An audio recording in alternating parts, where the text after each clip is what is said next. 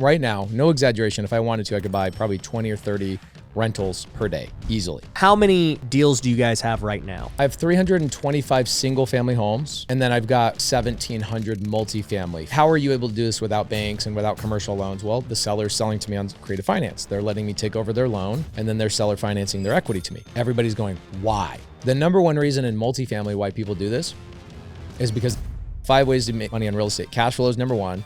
Number 2 is appreciation. Number 3, the 4th one is my favorite one. It's the silent one.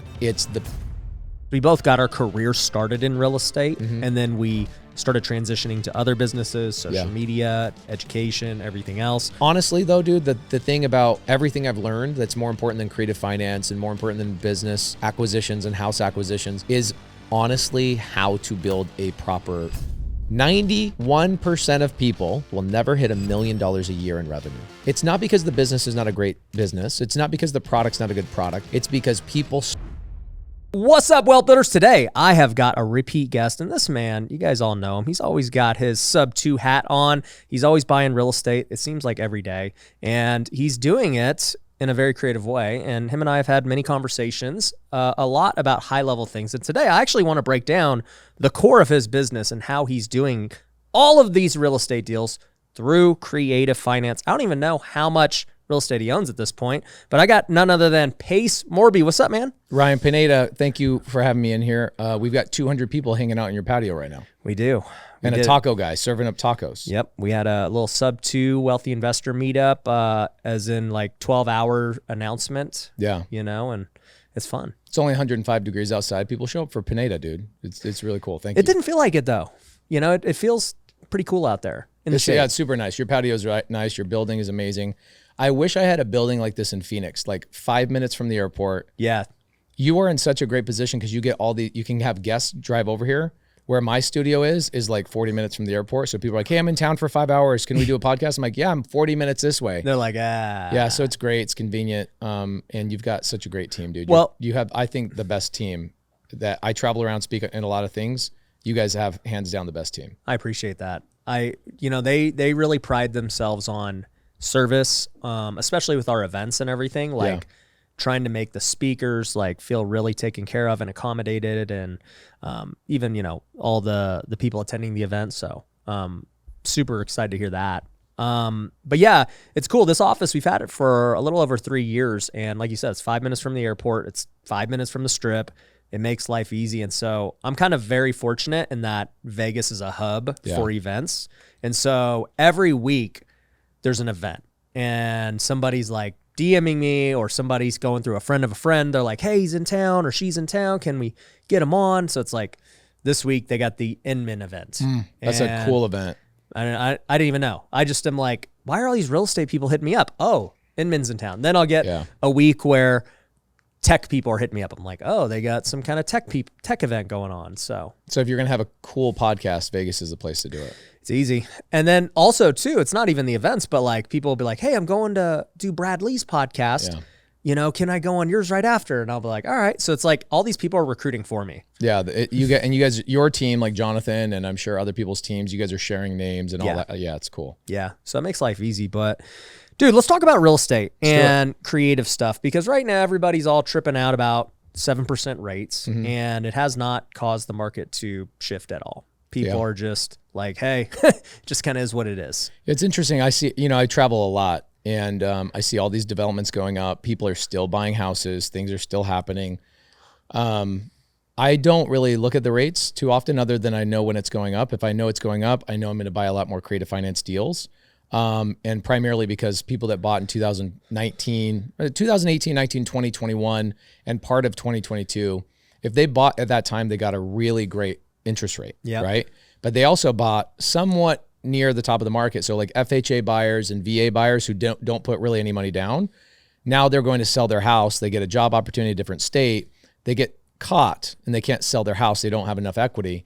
So what happens is their buyers, the people on the back end, the retail buyers, like, I can't afford that house that you need to sell. 6.5%, 7.5% interest rates. And so we're picking up a ton of sub 2 deals. Like I could pick up right now, no exaggeration, if I wanted to, I could buy probably 20 or 30 rentals per day, easily. Easily. So let's talk about this, and we'll go into that. How many deals do you guys have right now? How much real estate do I own? How much real estate do you own? I have 325 single family homes. Okay. I'm in 8 different markets primarily. I've got a couple little markets where I wish I didn't buy and I stopped buying, but I still own a little bit, like 1 or 2 houses in some of those markets.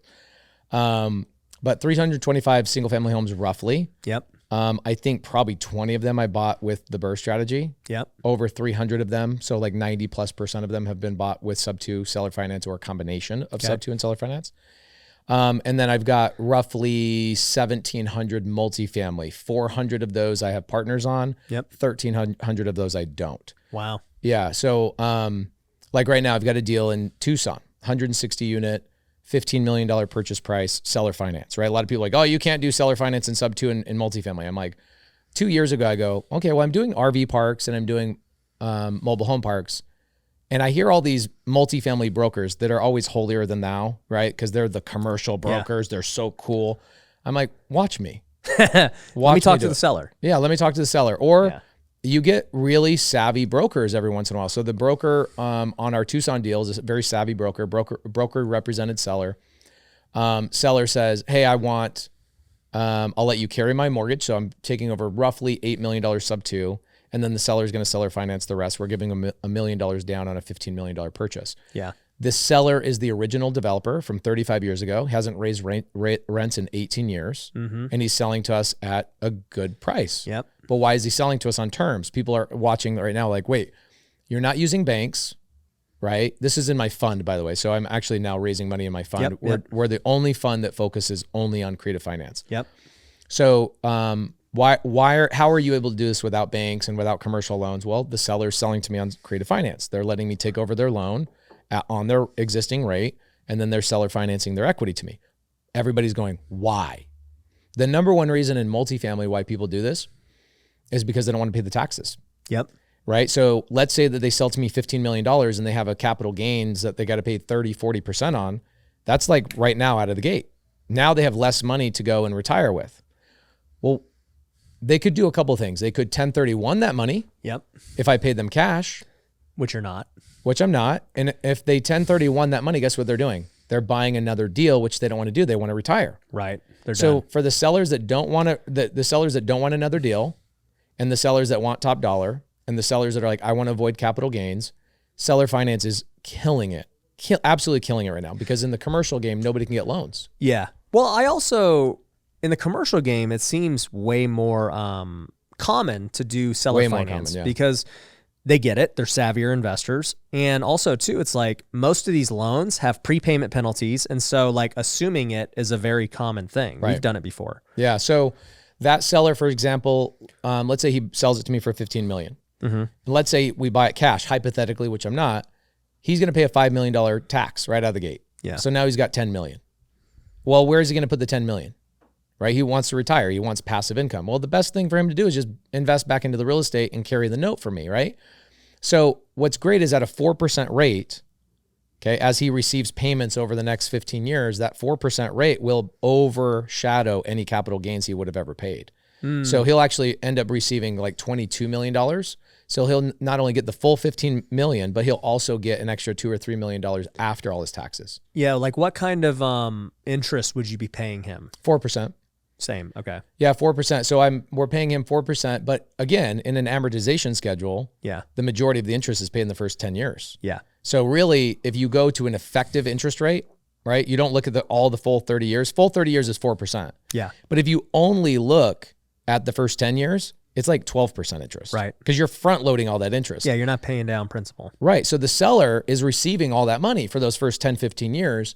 And so we'll put a balloon on there. We'll be forced to refinance in 15 years, but by that time, it'll have appreciated. Right. And he hasn't raised rents in 18 years. So like we're going to go in there. He babied his tenants, right? It was like he was a developer and his CPA, this happens all the time. This is probably half of my deals that I buy in multifamily is the sellers bought multifamily to overshadow, to depreciate against their income and their other business. Right. And so their CPA says, go buy multifamily. They're not operators. Yeah. Right. It's just like buying a business creatively. Like you're going to find business operators that go, I have no idea what I'm doing, but I just started a business and I've been basically tripping along for the last 15 years. Come save me. Mm-hmm. So these sellers buy the multifamily thinking, oh, it's passive income. No, it's freaking not. Real estate is anything but passive. The only the only passive income in real estate, and when you're the lender. Either you're the lender, yeah, which does require sometimes like a foreclosure yeah. or whatever. So you could argue it doesn't. There's no passive. It's the most passive. Yes, and I would argue, like if I go to Ryan, I go, hey Ryan, I want to invest in your fund. I'm now a true passive investor. Yeah. So I think the only real passive investor is if you invest in my fund or Ryan's fund. You let us find the deal, manage the deal, handle the employees, the tenant, all that kind of stuff. You'll never have to worry about anything. Yeah. No, I totally agree. And that's why, even if you're a lender, investing in a fund is, a form of lending. Is the way to go. And, you get a lot of people at DM you and me probably, and they say, hey, I have 50 grand, I have 200 grand. What should I do with it? I'm like, go, you want passive? They're like, yeah, I want passive. Okay, then go invest in somebody else's fund. Yeah. Yeah. Right. If you want to do work and you want to manage and you want to find deal, I tell people this all the time, like, I get a lot of, like you said, wealthy business people who reach out and they're like, Ryan, I made all this money. I heard real estate can lower my taxes. What should I do? Yeah. And I'm like, well, there's always both sides of the coin. You have, yes, you can buy real estate, but you're not an expert and there's work and it's going to take time away from what you do really well to go master this skill. The other side of it is you just give it to somebody else who's the expert, you or me, and then you just keep doing what you do really well and you make more money and you don't have to go learn a new skill. You just actually double down on what you do. And you get the tax benefits without the hassle. Yep. And that's the problem is a lot of people don't understand their own individual avatar.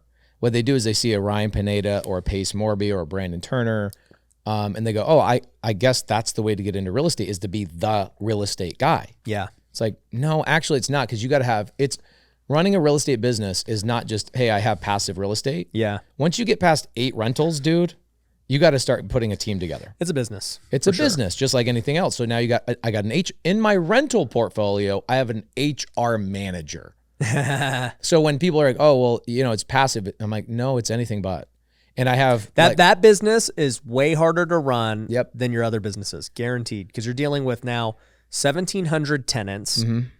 There's vacancies, there's repairs, there's bull crap, there's permits, violations, there's tax increase. Like in Texas and Florida, for example, insurance is being raised like crazy. Yeah. So properties that I have a property in Texas that I just raised my rents $300 a month.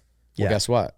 My insurance and my taxes were raised like $310 a month. Yep. So even though I raised $300 a month on my rent, I'm actually losing money. Yep.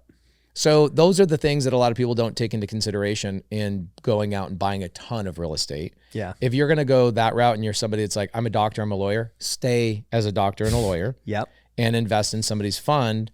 And maybe within 6, 7, 8 years, the fund will be paying you enough money that you can go, okay, I'm going to work 1 day less a week as a doctor. Yeah. And then I'll start learning some additional skills. Entrepreneurs, if you want to grow your business, there is no better investment than your own personal brand. The smartest thing I ever did was start creating content and investing into my brand. Ever since then, we've been able to triple our business. I've been able to raise more money than ever to continue buying more real estate. And it's all because I create content just like this. Now, a lot of people have asked me, Ryan, how am I supposed to do it? I don't know where to start. I don't know who's going to edit it. I don't know even what kind of setup or camera or anything to do. Well, here's the thing. We can help you with all of that at Pineda Media.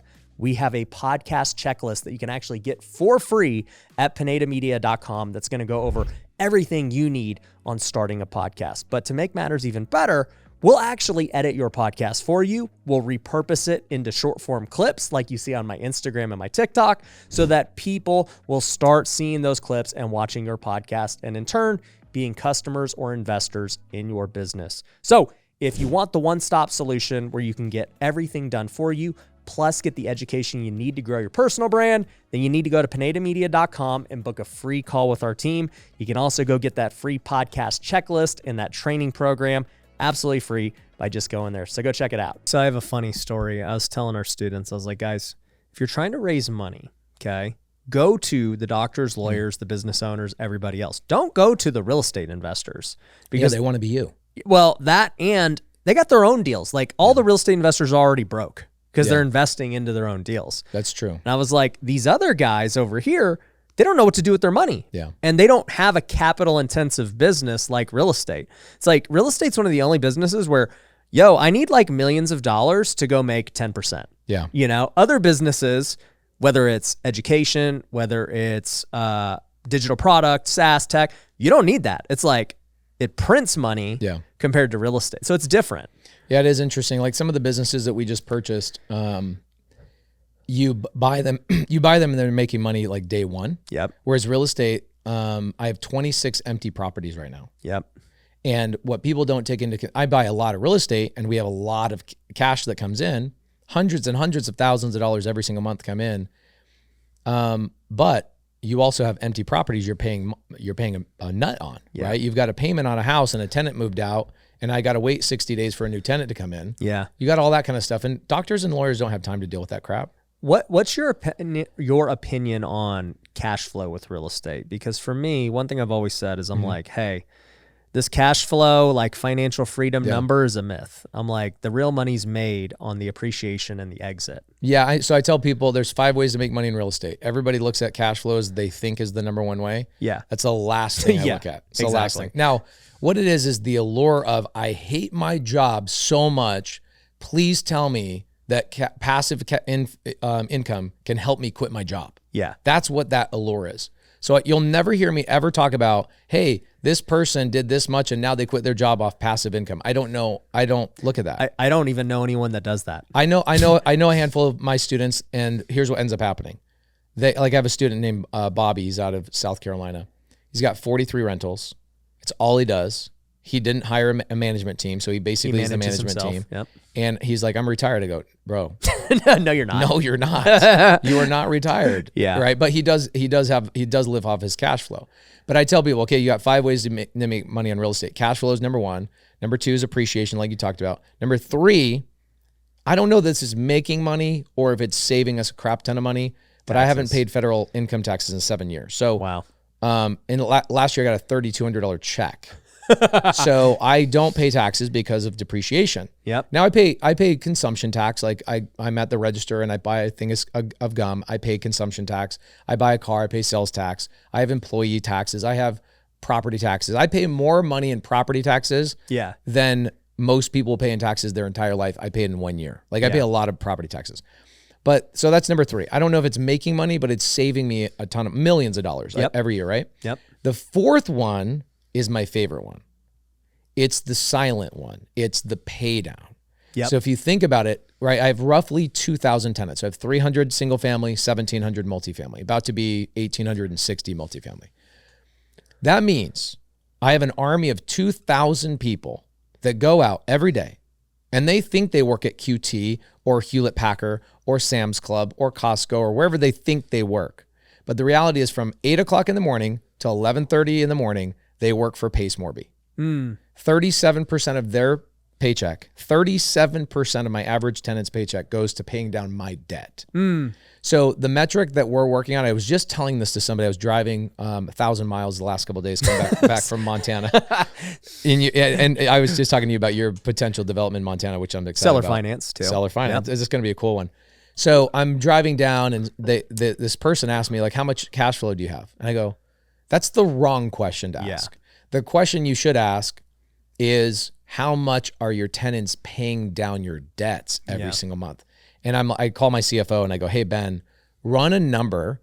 I want to know every month how much of our debts, right, because we're buying sub 2 and seller finance, are the tenants paying down? How much is being amortized every month? Because that's that silent bank account that when you go and exit, like you're talking about, you're like, holy crap, why do I have so much money? Yeah. And that's what I try to tell people that too. I'm like, guys, look, the cash flow to me, number 1, if like you're just trying to go and chill and get like 10, 20 properties, 1, you're lazy. Yeah. So I don't like that. So you'll never hear me be like, yeah, get 20 properties and you're financially free and you're out there in some tropical place. It's like, for 1, still, even if you did have cash flow, you still ain't living large. No. Like 10, 20 properties, you ain't living large. 2, once again, it goes back to like, even with funds, as we all know, it's like, you don't really make money, for the many years the fund is operating. The real payday is at the very end when you either refi or sell. Yeah. And a lot of people don't know this about multifamily. It's interesting. So I wrote a book for Bigger Pockets Wealth Without Cash. I'm not trying to promote it, but Promote it, dude. it was the number one Amazon. number one launch Bigger Pockets has ever had. Wow. And I was like, how is that? What was number 2? And they're like, multifamily. And I'm like, why was multifamily the number one launch? And I think multifamily is this massive shiny objects, and it gives everybody shiny object syndrome of like, I want the big units. I'm like, guys, you're not making money in multifamily for like 3 years sometimes. Yeah. And that's minimum. Yeah. No, right? for sure. The people that make money in multifamily are the people that are raising capital on the front end, right? The guys that are getting paid to promote and talk about deals. Fees. Yep. Acquisition fees. Or it's somebody who, is on the management team, right? Or you own the management team and you're paying yourself The property management. Yep. Outside of that, nobody's making money in a big multifamily deal for 3 to 7 years. No, I talk, so Brandon Turner was here, who you just mentioned. I saw it was a great episode. Yeah. Go watch that, guys. It was awesome, like listening to how much money he lives off of. Oh my gosh, $80,000 a month. Well, you were teasing him, but I'm like, I live on more than that. What do you live on? I think like $100,000 a month, but I travel a ton. Yeah. And I also am paying down my mortgage. So I have a mortgage with Jerry Norton. I bought my house from Jerry Norton, and I pay that down $25,000 a month. It's a 0% seller finance deal. So I'm like, he did me such an amazing. I got such an amazing deal. I feel you want to pay him off quicker. Yeah, so I pay off like $300,000 a year on that mortgage. But so really, you're living off like 80. I live off probably like if you take my travel out, yeah, which is like $40,000 a month just by itself. If you take my travel out, I'm probably living on $40,000 a month. Okay. Like that, yeah. My guess to Brandon was, I think I live off probably like 60. Yeah. That would probably be my guess because I don't travel as much as you. Yeah. But yeah, to hear his was funny because I just didn't expect that from him. I know, dude, because he's wearing like Amazon t-shirts. Like me, people are like, yeah, that dude's like, makes sense. yeah, it costs money to bleach your hair and re-dye it. Yeah, I'm like showing a private chef and like people are like, yeah, that makes sense. You're like, I take my wife on dates every Friday to a fine dining experience. Fine dining experience. I just got on peptides, that's adding an expense. What do they have to inject those? What's up with that? Where do they inject it, in your butt? Well, I inject them. What? Yeah. Where?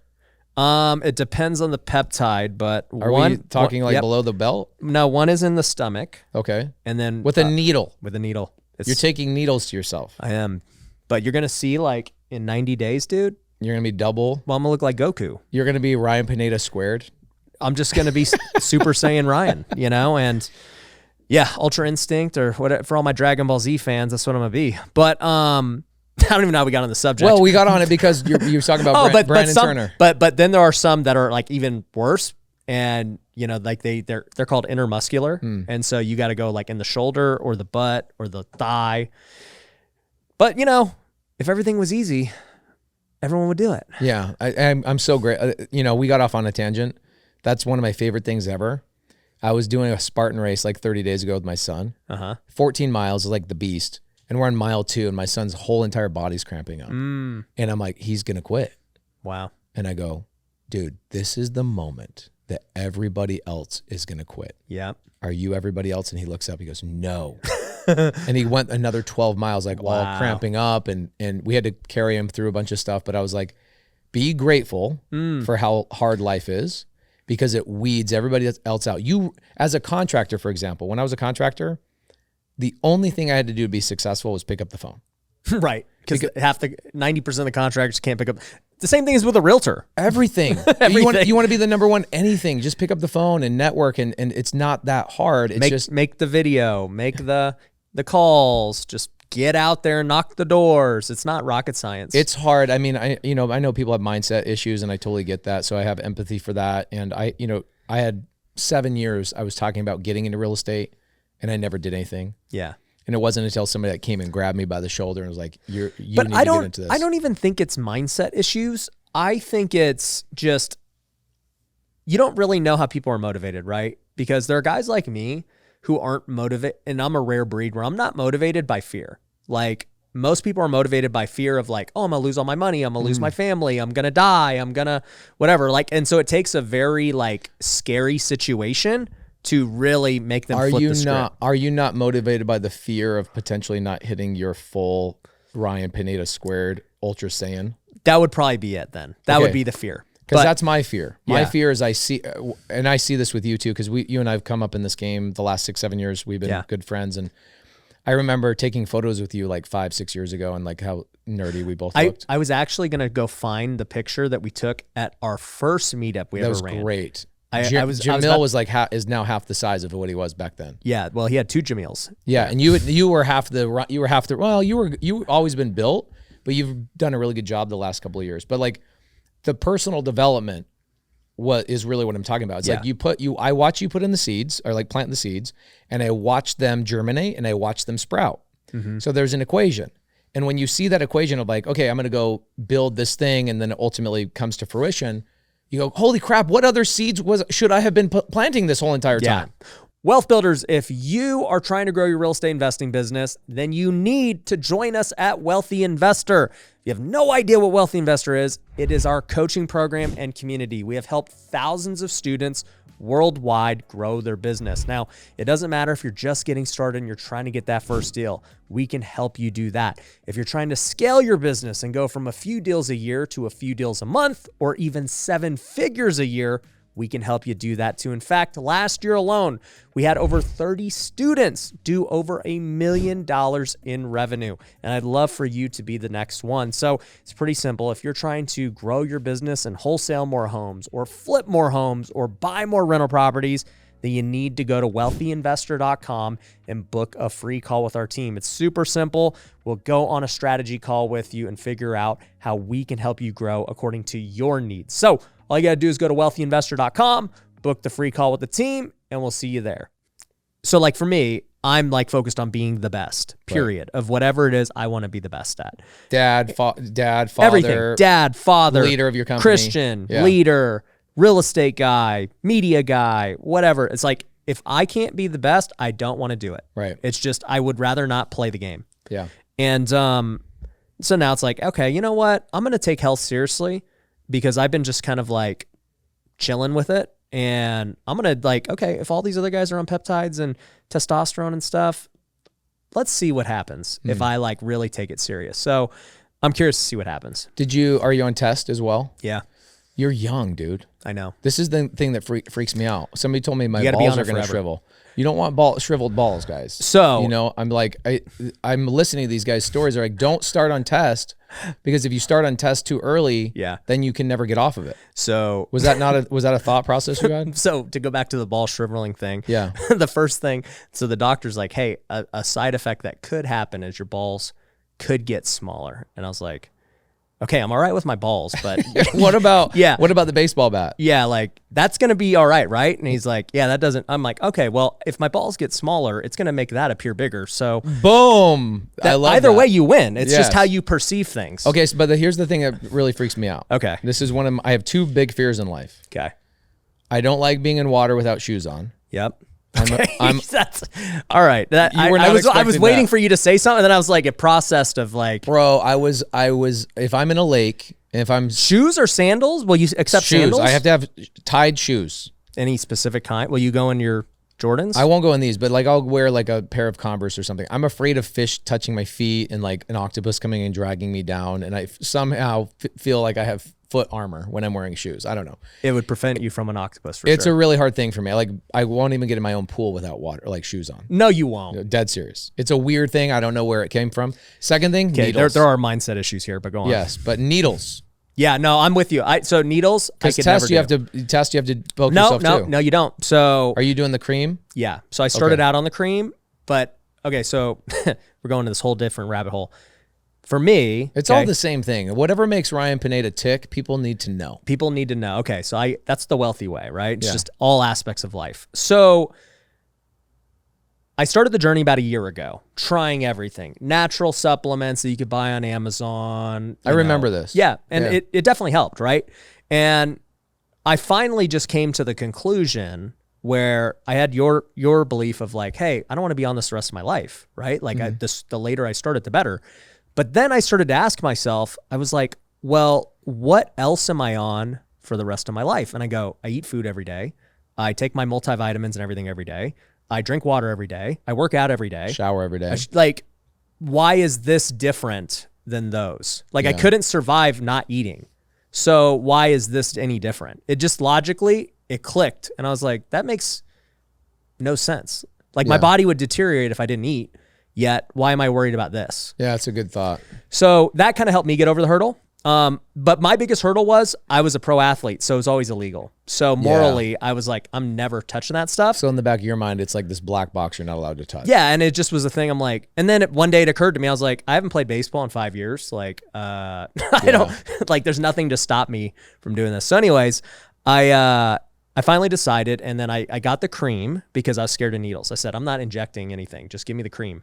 So I did the cream, and it was good. Like, I could totally feel a difference. Yeah. But then I talked to another guy who came to WealthCon, and he ran one of the biggest companies. And, he was just telling me, he's like, dude, if you're going to do this, you got to go all in. Like, get some peptides. You're doing like a light version. Yeah. He's like, why are you in the, and which is what I always tell people too. I'm like, yo, you want to be in real estate? Be in real estate. Don't just dabble. Yeah. And that's kind of where I was at. I was like feeling the water. He's like, bro, first off, the cream sucks. He's like, the injection is straight to your bloodstream. Like, a cream is not as good. Can you have somebody else do the injection? Yeah. Okay. Yeah. So you can do that. And then he's like, There's no way I'm taking a needle to my butt. I'll do it for you, dude. Dude, okay. I'll come up to Vegas. I'll do once it a for month. you. Every month in Vegas, drop Is that, your drawers. is that how often you have to do it? Is it once a month or is it once a week? Mine's twice a week. Holy smokes. Yeah, dude. But that's peptides and test. Or is No. that just test? That's just test. Wow. Okay. There's peptides you do every day. What Yep. is going on over here? Bro, when you go all in, You go all in. you go all in. Yeah, I love it. All right. So anyways, like I said, you don't become ultra instinct by just, Yeah. being halfway. Like playing around. Yeah. So I'm not playing around. So anyways, but I still eat ube and all this other stuff, but my diet is better. Good. But anyways, okay. So to bring Brandon Turner. So anyways, you're going to be relying on stuff the rest of your life anyway. So it's like, Yeah. you got to pick. Yeah. But anyways, back to Brandon Turner. So when he was on the show, he was talking about how he owns $1 billion of real estate. Yeah. And dude, I mean, he's done that in such a short period of time. It's Yeah. absolutely incredible. All with like raising money. He didn't do any creative. Yeah. I don't think. He wrote a book on creative finance. No, I know he does. Yeah, yeah. But I'm saying But not with like his sub two fund. seller finance. Yeah, yeah. And basically on the show, he was like, yeah, no, I don't make any money. Like, that company loses money. Yeah, yeah. He's like, all of our acquisition fees go into marketing to get more investors. And Same thing with me. Like my fund right now. So we have a fund, and it's only seller finance sub 2, but I'm paying payrolls. yeah. Right. Oh, So like 100%. before guys, if you're a multifamily person, you want to get into multifamily, let me break the perception here for a second. Yep. You want to launch a fund? Here's what you got to have. You got to have $500,000 in cash Yep. that you're going to burn up for 10 months until you start getting in acquisition fees and all that kind of stuff.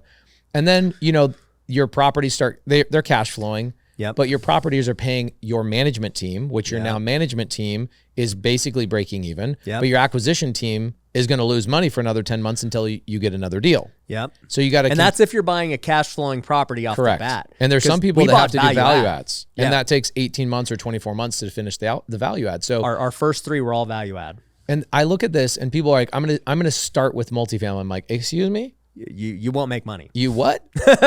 you're gonna start with multifamily. Okay, got it. I like that. That's like saying you're gonna skip kindergarten through 11th grade and just jump right into. I'm a senior now. It's like you're just gonna get overwhelmed. You don't know anything that's going on. You're just gonna get trampled over. So, people get this thought process of more units. It's because the information out there is incorrect, right? Yeah. People say, well, if I buy a big unit, it's easier to manage. And now when I have one vacancy, now I still have 95 people paying. Yeah. Okay, I get that. But in order for you to compete in the market, you had to buy at tippy top. You had to go get debt that's not great debt. I call all multifamily debt toxic debt. And you need way bigger down payments now. Way bigger to make down it payments. cash flow. Now, for me on the seller finance side, no. Yeah. But I still, just because I didn't need a big down payment doesn't mean that my debt that I got from the seller on seller finance is a larger debt. Yeah. Which now means I have a higher payment than if I came in with a larger down payment, if that makes sense, right? So there's a lot of negatives to doing multifamily, but it's the greatest compound effect, right? Because every 3 to 5 years, you're basically doubling your money. Yeah. It's just hard to see Yes. now. It's so hard, Like, dude. even for Brandon, he's 3 years in. We're, almost 2 years into ours. And you guys just started your fund. Yeah. Like, it's so hard because you don't make money until you exit. Yeah. And even for us, it's like, okay, we've had to raise more capital on certain deals where it's like, okay, renovations are more. And guess what? I don't really want to go back to investors and be like, hey guys, we need another few $100,000 or whatever. So I put the money in myself. And then guess what? I'm like, this thing is like not as great as I thought. I'm not losing money, but I'm losing capital to keep running this business and, you know, keep funding deals and everything. And then there's a lot of deals too where you may not have all the capital ready right away because you got to close quick. And so you do it and then you backfill later. Yeah. And so it's a totally different business. I mean, obviously I know it works long term. Yep. But I guess from the fun perspective, your first 5 years are probably the hardest because you have no deals closing. But at that point, after 5 years, it starts rolling. Yeah, you start selling a deal every year and it's like, bam. I feel like a fund, although it can be a full-time endeavor and you'll have a massive team, like I have a 6-person team. It's a sizable team. Yep. And we've got 3 deals that we're closing all in August, about $50 million in real estate. And how much debt? How much capital did you have to raise for that? 15 million for 50 million. So seller finance is pretty awesome, but a portion of my 15 million I raise is also for my value add, right? So I'm going in and renovating some of these properties. So you raised 15 million from your audience. Yep. And then 35 million is the seller finance. Yeah, and I technically put in 3 million in my own cash. I always want to be the largest investor in my own deals. Yep. And so I always tell my investors, I go, if you invest more than me, you can spend an entire month with me. Like you're never going to be able to do that. And I've had people go, oh, I just sold a pet company to Petco and I've got a ton of money. And I go, great. Well, how much are you going to invest? They're like, oh, 2 million. I'm like, I'm at 3. And next month I'm going to put in another 1 million. So I'm going to continue to be the biggest investor. So out of the 15 million, I only had to raise 12 because I have 3 of my own in there. Yep. And the other 35 million is seller finance carry. Right. And out of that 15 million, 10 million of it's really my down payment. The other 5 million's for our value, like our operational stuff on other properties. Interest payments or insurance payments and premiums. And we'll then close that fund down, do another fund. It's all underneath the same thing, but with that round. So they're all into the 3 deals. That fund is going after those 3 deals. After those 3 deals. And one closes on August 15th. Another one closes like August 20 something. And another one's at the end of the month. So we'll close that down. We've already raised more than what we need. And then we'll roll into the next one. But again, people, write this down if you're listening to this. Nobody makes money in multifamily for the first 3 to 5 years. Yeah. You know, the only person that Don't get mad when they invest with you and there's no cash flow. The only people that make money in multifamily are the LPs. The LPs get a preferred return or they get cash flow or whatever. But a lot of times, like you just mentioned, they're investing in a deal that they're not going to get a check for a couple of years until it starts cash flowing heavy, right? Yep. And depending on everybody's structure is a little bit different. Like Grant Cardone doesn't pay a pref. Yep. Right. So nobody's getting paid all the way until 7 years when they refinance. But here's the freaking coolest part about it. The coolest part about it is that it's that money. I don't know about you, but you worked way harder when you had no money, right? Yep. But you start putting money in Ryan Pineda's and Pace Morby's bank account, guess who works just a little bit less? Get a little bit more comfortable. So what I like about multifamily is that because you're not making money, okay, it forces me to go make money in my other stuff. You got to hustle. You got to hustle. You got to keep doing stuff. This is the compound awesome effect. And, you know, you'll get, let's say in 4 years, your asset doubles. Let's hypothetically say that. Yeah, yep. You refinance, give all your investors their money back. They roll it into the next deal, but you keep them in the ownership on that asset. And now the tenants are paying down that debt. Now you've got this magnificent domino effect of wealth. Yep. And you're not getting that in single family. No. Single family is hard to scale in that regard. So single family, I like from a standpoint of if I want to cash flow in the next 120 days and automate that house so I don't have to worry about it, single family is way faster than multifamily by a long shot. Yeah. But even with single family, you've got to raise, like, let's say I go buy a sub 2 and it's $300,000 purchase price. Kevin, what's the deal? What's the purchase price on the deal we just bought? I don't know why I'm asking Kevin. He doesn't know. $400,000 purchase price. I got to put $25,000 down. The seller wants 25 grand, right? Yep. Hypothetically. I pay one of my students a $10,000 acquisition fee. So I'm 35 grand plus closing costs. So I'm 40 grand. I'm 10% into the deal. Okay. But I got a 3% interest rate. Cool. So what do? Do you raise the 40 grand? I don't just raise 40 grand. I raise 40 grand plus probably 20. Okay. Why? One, because when I first started out, I didn't have any cash. So I would over raise and pay myself a $10,000 deal fee. Okay. I would over raise. So people go, I tell people all the time, I'm like, I buy sub 2 deals and pay myself on every deal. Yeah. Okay. So I'll over raise 20 grand. One, so I can make some payments along the way because it's going to be vacant for a month or 2 months or whatever. Yep. And two, I got to pay myself. Yep. So I'll raise 60 grand on a $400,000 house. And the great thing about creative finance is there's no bank involved. So who cares where the 60 grand came from? It didn't have to sit in my bank account and get seasoned. You know what I'm saying? So where are you raising that? What kind of deal are you giving? 8%. Sometimes when I was first starting out, and raising capital 6-7 years ago, heavily, I was paying people 12 and 14% because I just didn't know how to raise capital properly. Yeah. And two, I didn't have the confidence. So I would just tell people, well, I don't know, what interest rates do you want? And they're like 14%. Now I pay people 8-10% interest only, and I'll do like a 3-year term. Got it. And what I'll do is I'll either A, sell the property, which I rarely sell property. B, I'll refinance the property, which I do from time to time. I haven't refied a property in 2 years. But you can't refi once you have these great interest rates. So what will you do? You can.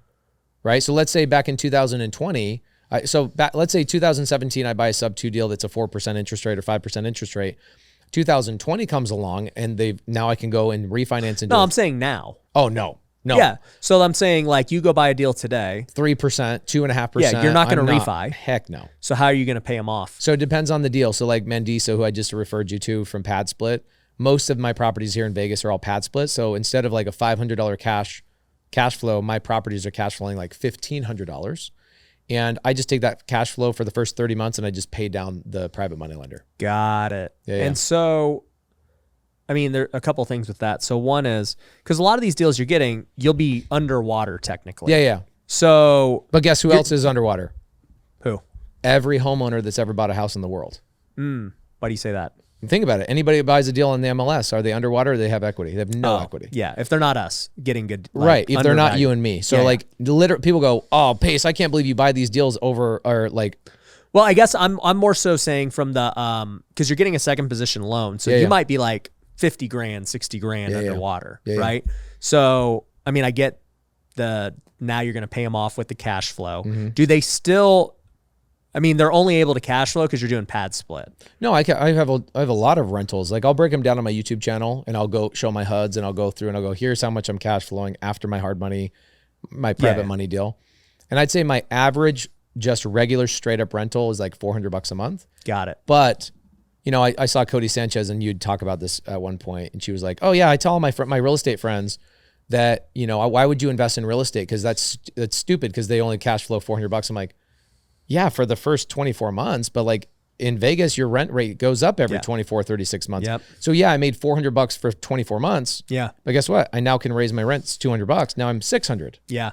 It once again, it goes back to the fund of like, it's such a long game in real estate that it's hard to like see it. But like my personal house, so I just moved houses and I bought my other house. I haven't seen the new house. I saw the other house, the one just off the strip. Not off the strip, it's off the other strip. Yeah. Yeah, we went to it, right? Yeah. I can't remember. You guys moved from that to a new one? Yeah. Okay. So we moved to a new one. But that one you saw, I rented it and I got a 3% loan on it. And I refied too. So I got capital out of it. Meaning you moved out. Yep.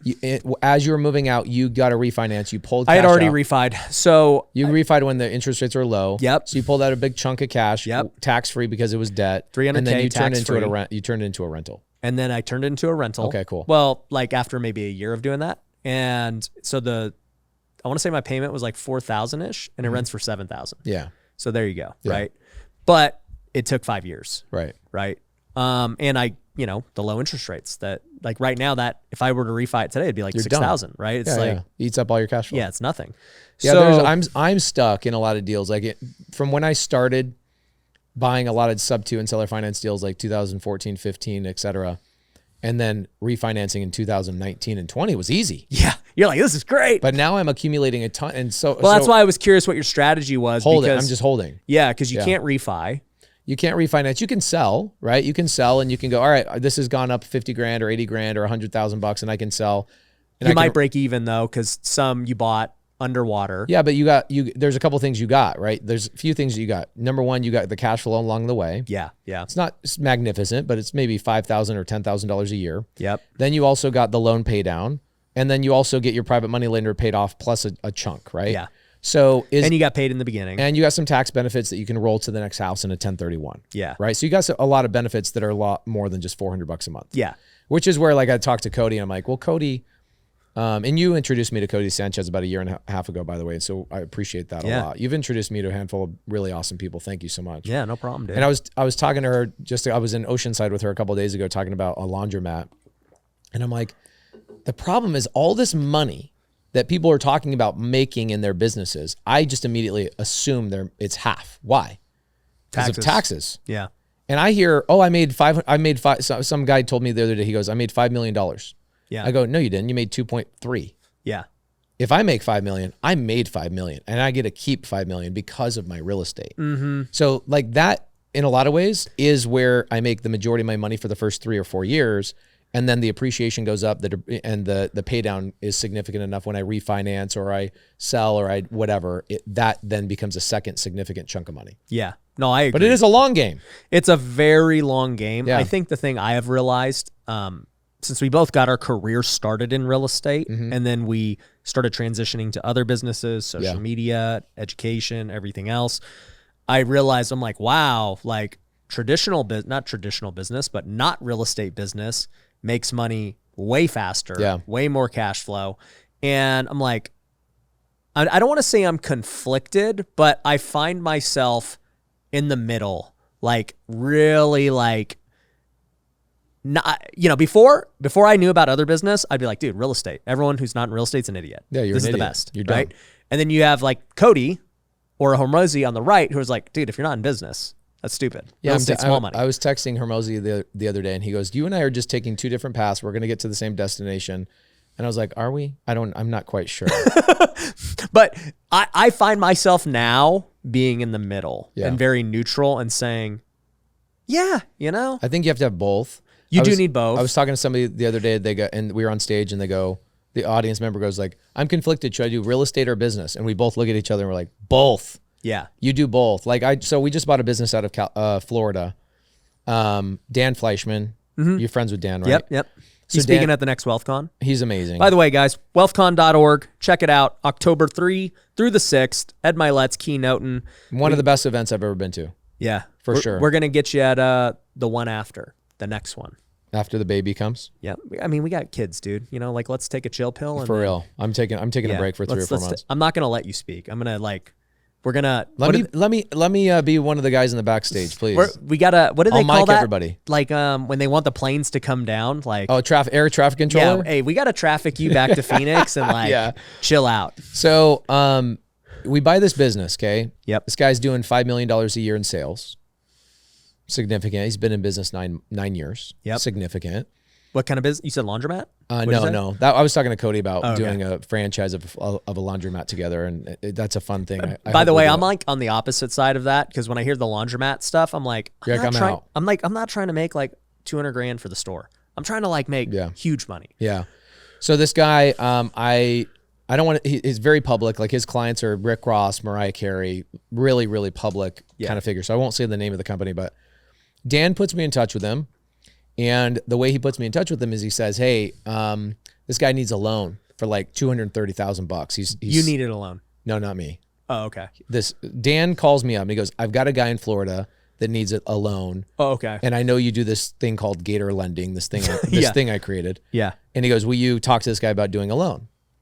I'm like, "Yeah, but I don't really do loans to businesses. I'm like all in real estate, but I'll have the conversation with him." So I get into the conversation. Check this out. This is so interesting. I get on a Zoom with him and he says, "Yeah, I'm doing $5 million a year in revenue and we make like, $100,000 a month in profit, but we also lose $100,000 a month in." I'm like, "Hold on, you just said completely opposite things, dude." Hold on, because sometimes when people say net cash flow, they don't really mean net cash flow. Yeah. And I'm like, okay, let's get the terminology and the vernacular correct, and let's make sure we can have a proper conversation. Yeah. Are you making money or are you losing money? He goes, "We're making money, but by the end of the month, we're losing money." I'm like, "Can I strangle you through a Zoom?" And what he was saying is, here's what happened. So 3 years ago, he gets an email. And basically this guy does, he sells artwork that goes in people's homes that doesn't look like artwork. And I'll tell you about it off camera, but it's an amazing business. Yeah. It's like a business for the 1%. Like the economy cannot change this guy's business, which is awesome.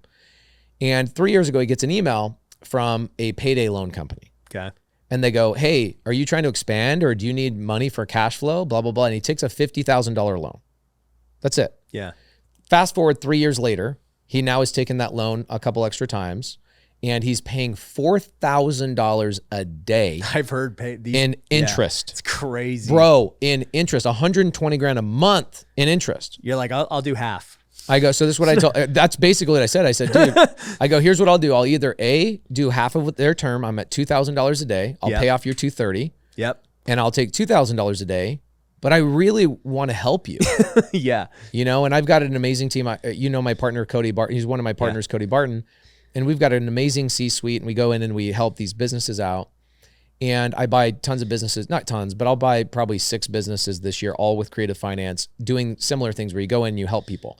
So I go, let's figure out what's going on.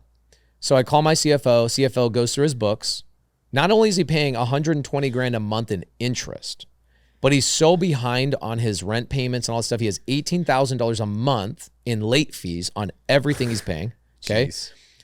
This is the worst one. It's not the biggest, but it's the worst one. All the credit card processing he has with his clients is going through QuickBooks Online, and QuickBooks is charging him 7%. What? Yeah.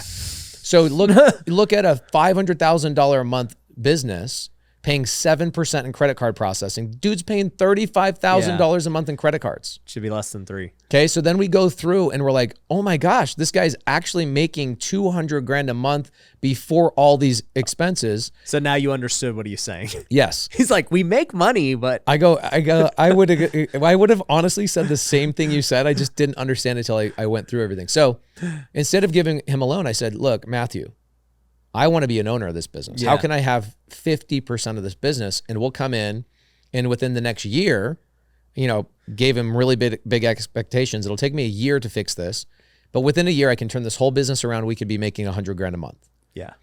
And literally 30 days, we pay the 230 off that he had a loan on. Yep. We get rid of the credit card processing, catch up on his deals, and the business is now making 130, 140 grand a month within 30 days. Yeah. So I look at that and I'm like, I don't have one piece of real estate that I've been able to do that on. Yeah. Nothing. I don't have one piece of real estate that makes me 100 grand a month. No. That I was able to turn a business around and turn That into quick. $100,000 a month in net cash flow. Yep. Right? You've got sales and it's just, you got to be in the middle, I think is what I'm saying, is you have to do both. Yeah. And I've realized that too. Because look, you know, in the real estate market, you know, with it always changing and moving and, you know, vacancies and rehabs going way over. If I didn't have my other businesses bring in cash flow, I would be sunk. Yeah. And look, I wouldn't put myself in that position if I didn't have this stuff. Right. But by having this stuff, it's allowed me to take more risk over here, do bigger things, and know that, hey, you know what? If a vacancy happens, if this happens, if it doesn't sell on time, because like most flippers are living like flip to flip. Yep. And they're like, oh man, the deal fell through. I don't know how we're going to make our marketing next month. Yeah. Right. So it's like by having something that's not reliant on such a long cash cycle to get paid and that doesn't require so much cash to make cash. Yeah. It's like business to me is like, you have to do both, like you said. But the other thing that really started to stick out to me was when I watched all these guys exit businesses and I'm like, dude, I mean, I don't know any real estate deals that are making $100 grand or $100 million. Yeah. But there's lots of business deals that you build it up and within And they're a few selling years, 25x EBITDA. yeah, that just doesn't happen in real estate. You're like, what? Yeah, I know. I'm like, Huh? whoa. Yeah. So I think you play both sides. You have to play both sides. And business is ultra risky too. You could be out of business tomorrow. Real estate is there. There you go. It's like the teeter-totter. It's not very fun to sit on a teeter-totter by yourself. You got to have somebody else on the other side kind of balancing it out and playing back and forth. You got to have both sides. And I tell everybody that's like, I want to quit my job and go full-time in real estate. I'm like, no. Do not do that. Your job is a superpower because your job gives you the ability to be a little bit more risky on your real estate side. So if a real estate deal falls apart, you still got your job. That's kind of how I see it. I can be more risky over here. And so like I got burned. People don't, but that's the thing, dude.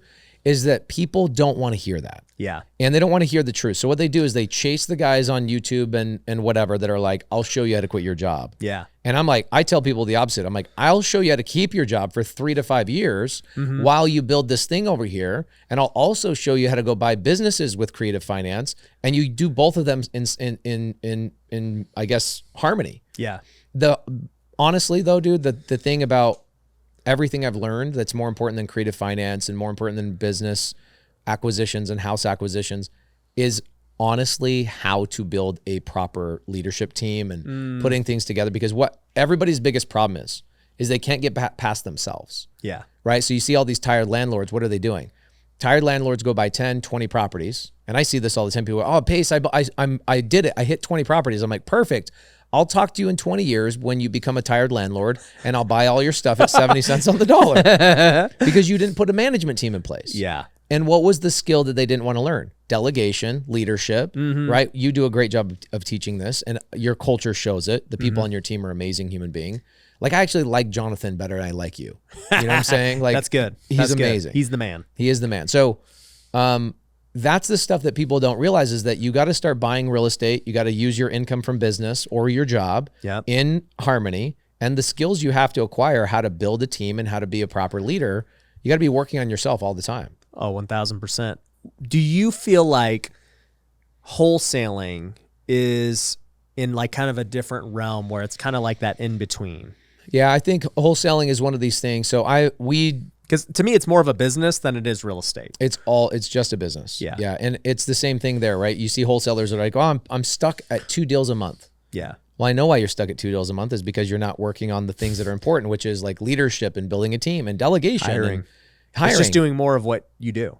Right. And what you do is you think this game is all about you, and where do we learn it from? We learn it from our mom and our dad. Our mom and dad taught us just do everything ourselves. And so you get to a point where you're in your 20s, your 30s, and you're like, I'm having a really hard time breaking through this level. It's like, because you won't freaking hire anybody. Right.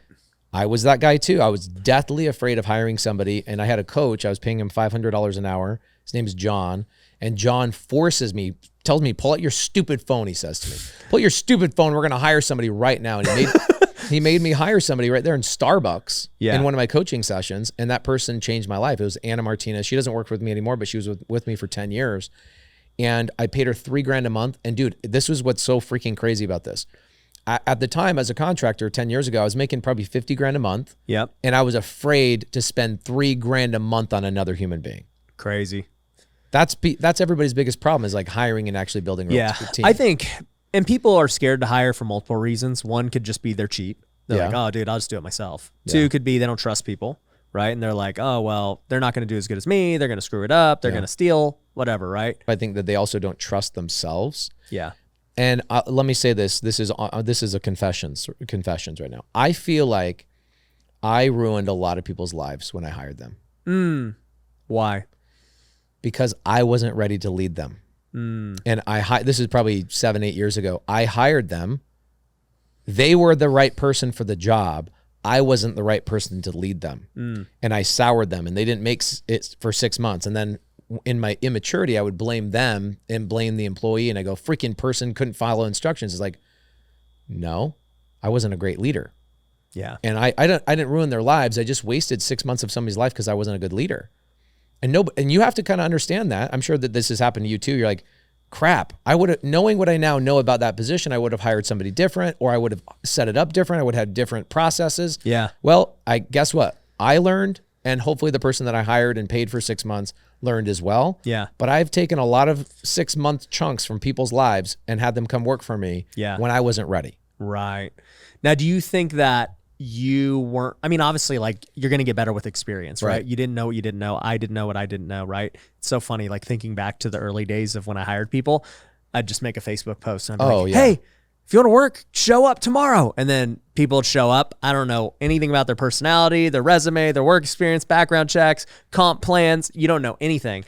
It's so funny. Like, the first time we ever started cold calling sellers. Oh, yeah. I just, like, got a list. And I was like, guys, just call them. That was it. Dude, that was how we did it. Just call them. Yeah. Dude, no dialer, nothing. Yeah. Hand dialing all these phone numbers. No KPIs, nothing, dude. I hired 6 guys. And they're all sitting in my office, and I said, just call him. How many of those 6 people are still with you? One.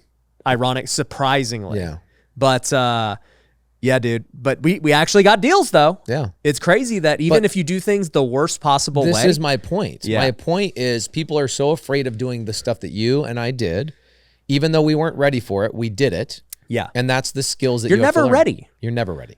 Like, we don't know what it looks like to become a billionaire, right? Like, Right. there's so much. Yeah, we know billionaires. Yeah. But like, until you go through the process and actually get there, you're like, holy crap. Like, Yeah. man, back when I had 500 units, man, I didn't know anything. Yeah. And that's how you should feel if you're growing. Yeah, you should feel dumb. That's the equation. Once you understand the equation, again, it's going back to planting the seeds and seeing everything come to fruition and start seeing these fruits provide, fruit.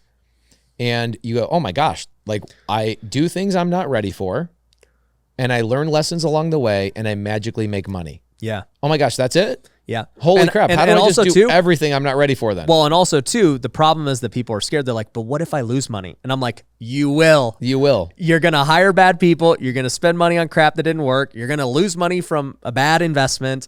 Like, that is actually part of the path to making money. It is a requirement. Like I hear people go, guys, you're going to fail and it's okay. I go, oh, no. That's not the right way to say this. You need to tell people it is required for you to fail. Yep. It is required for you to be anxious, nervous, scared about how you're going to cover payroll. Yep. If you are not feeling those feelings, you are not doing it right. You're playing it too safe and too small. Too small, yeah. And you're like, how am I scaling? And oh my gosh. And then people that fall away from real estate, I see people that fall away from real estate for a year. I'm like, let's dissect that. And you find out it's because they get hit a ceiling where they go, oh man, that thing that I got to do, hire somebody and learn how to be a leader and maybe read some John C. Maxwell books. Yeah. That's uncomfortable. I'm not going to do that. So they just go and they just revert back to comfort. Yeah. And I'm like, okay, that's also the equation of life. 91% of people in business will never hit $1 million a year in revenue. 91% of people. Right. You think about that. It's not because the business is not a great business. It's not because the product's not a good product. It's because people stop personal developing. They stop learning about leadership. They stop hiring the right people. Yeah. And they go, okay, I've hit a point where my financial thermostat has hit, let's say $400,000 a year and I'm making good money. Yeah. They're good. They're good. They're chilling. Right. I'm like, how do I get rid of every penny out of my bank account so I feel like I'm broke all the time? Because and you know this too, the money is not the goal. The skills you acquire. Somebody the other day goes, Pace, I haven't done my first deal yet. And I go, but have you learned this? And I go, yeah. And I go, remember, the deals are not the deals. Yeah. The skills you acquire are the deals. It's funny, dude. So, at WealthCon, we tell people about real estate investing. So a lot of people are already there. So WealthCon's very different from most events. It's not just a real estate event. Yeah, it's great. It's a good blend. Yeah, it's a blend of everything. It's like the teeter-totter. It's like you have both sides. Yeah, we have the business, and we have real estate, we have you social have me media. go up, and then you have Cody Sanchez go up. Exactly. Yeah. And I love it because it's very unique. But one thing I always tell them with real estate, and we'll be telling them about education and stuff, and I'll be like, so how many of you guys feel like you can't start today because you don't have money? And a lot of people are like, oh, I can't afford it, whatever. I don't have enough money to buy a house. I don't have enough money to buy education or whatever. And I go, okay, so let me tell you a secret about all real estate investors. They're always broke. Always. And I go, do you think if I want to go buy this $30 million building, I've got $30 million to buy it? No. Yeah. I got to go get the deal, and then I go figure out how to raise the money. And do you think when, these 30 flips we got going on, I had all the money to go buy all these flip? No. I'm always looking for money to get something done. If I want to go and fund some new event or this workshop or the studio, how can I creatively get it funded for me? Yeah. It's like we got Ed Milet speaking. I had to pay him a lot of money to do it. And I'm like, man, how can I creatively get somebody else to pay for Ed Milet to speak? And so it's like, am I paying for this? Are you sending me the invoice? Is that what's going on? So I'm going to send you the invoice. No, but like what we did was we said, hey, we're going to do a diamond level ticket, which we've never had. And you're going to have dinner with me and Ed for 2.5 hours. And love it. You're going to have all the access. You'll get backstage access. And it's like, oh, bro, 10 people are going to buy that. He's paid for. Yeah, done. But it goes back to being creative. It's like, when you look at these big budgets, you're like, man, I guess I can't do it. That's the normal person. But I'm like, Well, no, there's actually a way to do it. You just have to think about it. This is what I'm saying about the skills are the deals. Like, these are micro skills that you've acquired, right? These little things of pausing, and instead of thinking the negative way, you think, oh, cool, there's an opportunity for something creative based on other creative things I've done, whether it was couch flipping or buying a business or house flipping or whatever. I know the equation here. Let me stop for 30 seconds. And you take one of these micro skills and you apply it. Yeah. People that are brand new, they don't have any of these skills. No. And so all they think of is, I don't have resources. No, you don't have skills. Yeah. You have not learned these micro skills. And so it's, you don't care about money. You're not a big money guy. I know you care about money in the sense of like, I want to pay for things and have a nice life and all that kind of stuff, but you're not hungry for money. No. You want to have a lifestyle. You want to be a great father. You want to be a great leader. You want to provide, but you're also just trying to win at every aspect of life. Yeah. And what part of that requires you to learn all these fun skills and be around other people that have learned fun skills. And that's what business for me is. It's just hanging out with my friends and acquiring skills all day long. Dude, I was actually telling Javi, my COO, this. Yesterday, we literally had like the ultimate hodgepodge of calls. And I was like, bro, this is crazy. The amount of stuff I just learned today on these calls. Like, we had a call with Neil Patel to talk about a software company we just got equity in. He's so smart. It's hard to even sit next to him. So smart. Then he led to this other guy. Then literally that same, like an hour later, we had a call with Dan Martell to talk about Love Dan. that same company. Yeah. Then with all this fitness stuff I'm going through, like I know a lot now about the pharmaceutical game. One of my lead investors owns pharmacies. So I go, hey, what if we were to just produce this stuff ourselves? Like, what would the path be? And so he starts running down the path and numbers, and I'm like, oh, I kind of understand the pharmacy game now. Then I had a call about graphic design. And so I ended up getting a graphic design business and partnering with them and bringing them under our Pineda Media company. Love that. So, because it's like every entrepreneur needs graphics, they need landing pages. And it's a really hard person to find. It's very hard. Yeah. And so negotiated that. And now we're going to be able to offer that to clients.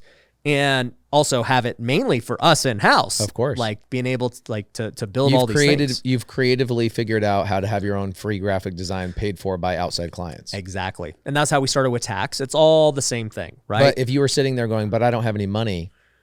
Yeah. What's funny is your thought has never been about whether I have money or not. No. I'm just like, I'll find a way to structure this to make it work. Yes. And with all those deals I just mentioned, I didn't pay any money. Right. It was all skills that they want. And now by partnering, they don't have to pay me for my skills. Yeah. Right? It's just inequity. Well, so I get people that say, "What? I'm afraid of losing money." I'm like, okay, but you're not afraid of losing life. Yeah. Like, you're just chilling. You're just hanging out for 6 months or a year or 5 years or 7 years. And your excuse is you don't have money or you don't want to lose money. Yeah. Okay, and I asked this guy about 6 months ago, I go, you're on your deathbed.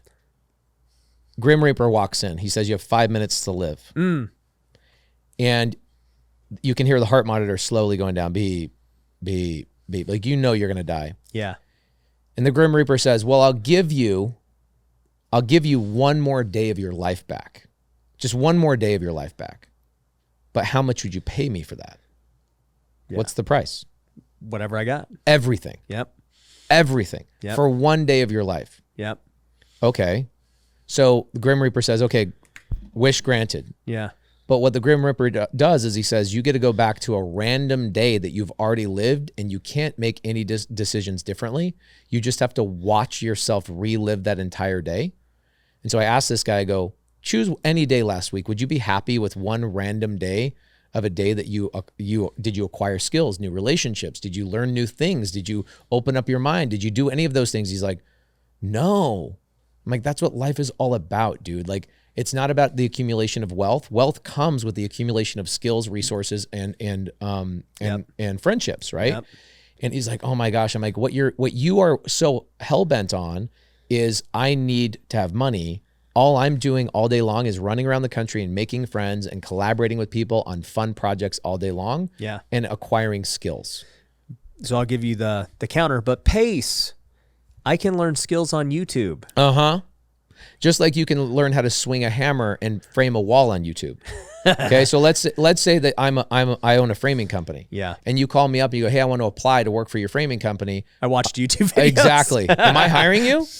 There's no way I'm hiring you. Yeah. Right? The videos, the books, all that kind of stuff is helpful, but it's not until you're actually in the game, which is why, being part of a community is so incredibly important, is because you get a link, people get to physically link in with each other. Yeah. It's one of the reasons why I do all these crazy meetups, is because I'm like, the physicality of humans requires us to be around the vibration of each other. Yep. And the day I'm 16 years old and I get a job, summer job, a buddy of mine is like, hey, I got a job. This guy named Merlin. Yes, his name is Merlin. That's a dope name for a That is dope. Is he a magician? He was a framer. Okay. Maybe some he's people, a magician with the hammer. basically. So Merlin's like, hey, summer job for all the boys, all the little homie group down in Arizona, summer job. I'm like, crap, I don't know anything about framing. So I go by, this is before the internet really exists at this, magnitude. So I'm reading about framing and pictures of this and the gauges of nails. I go down to the Home Depot guy on Val Vista and Southern, right by where I live. And I'm like, okay, tell me about all the tools and all the things. And I show up with like the tools I think I'm supposed to have. And Merlin goes, dude, drop all of that right now. You look like an idiot. Yeah. And in 45 minutes, I learned how to frame faster than I could have in 45 days. Yeah.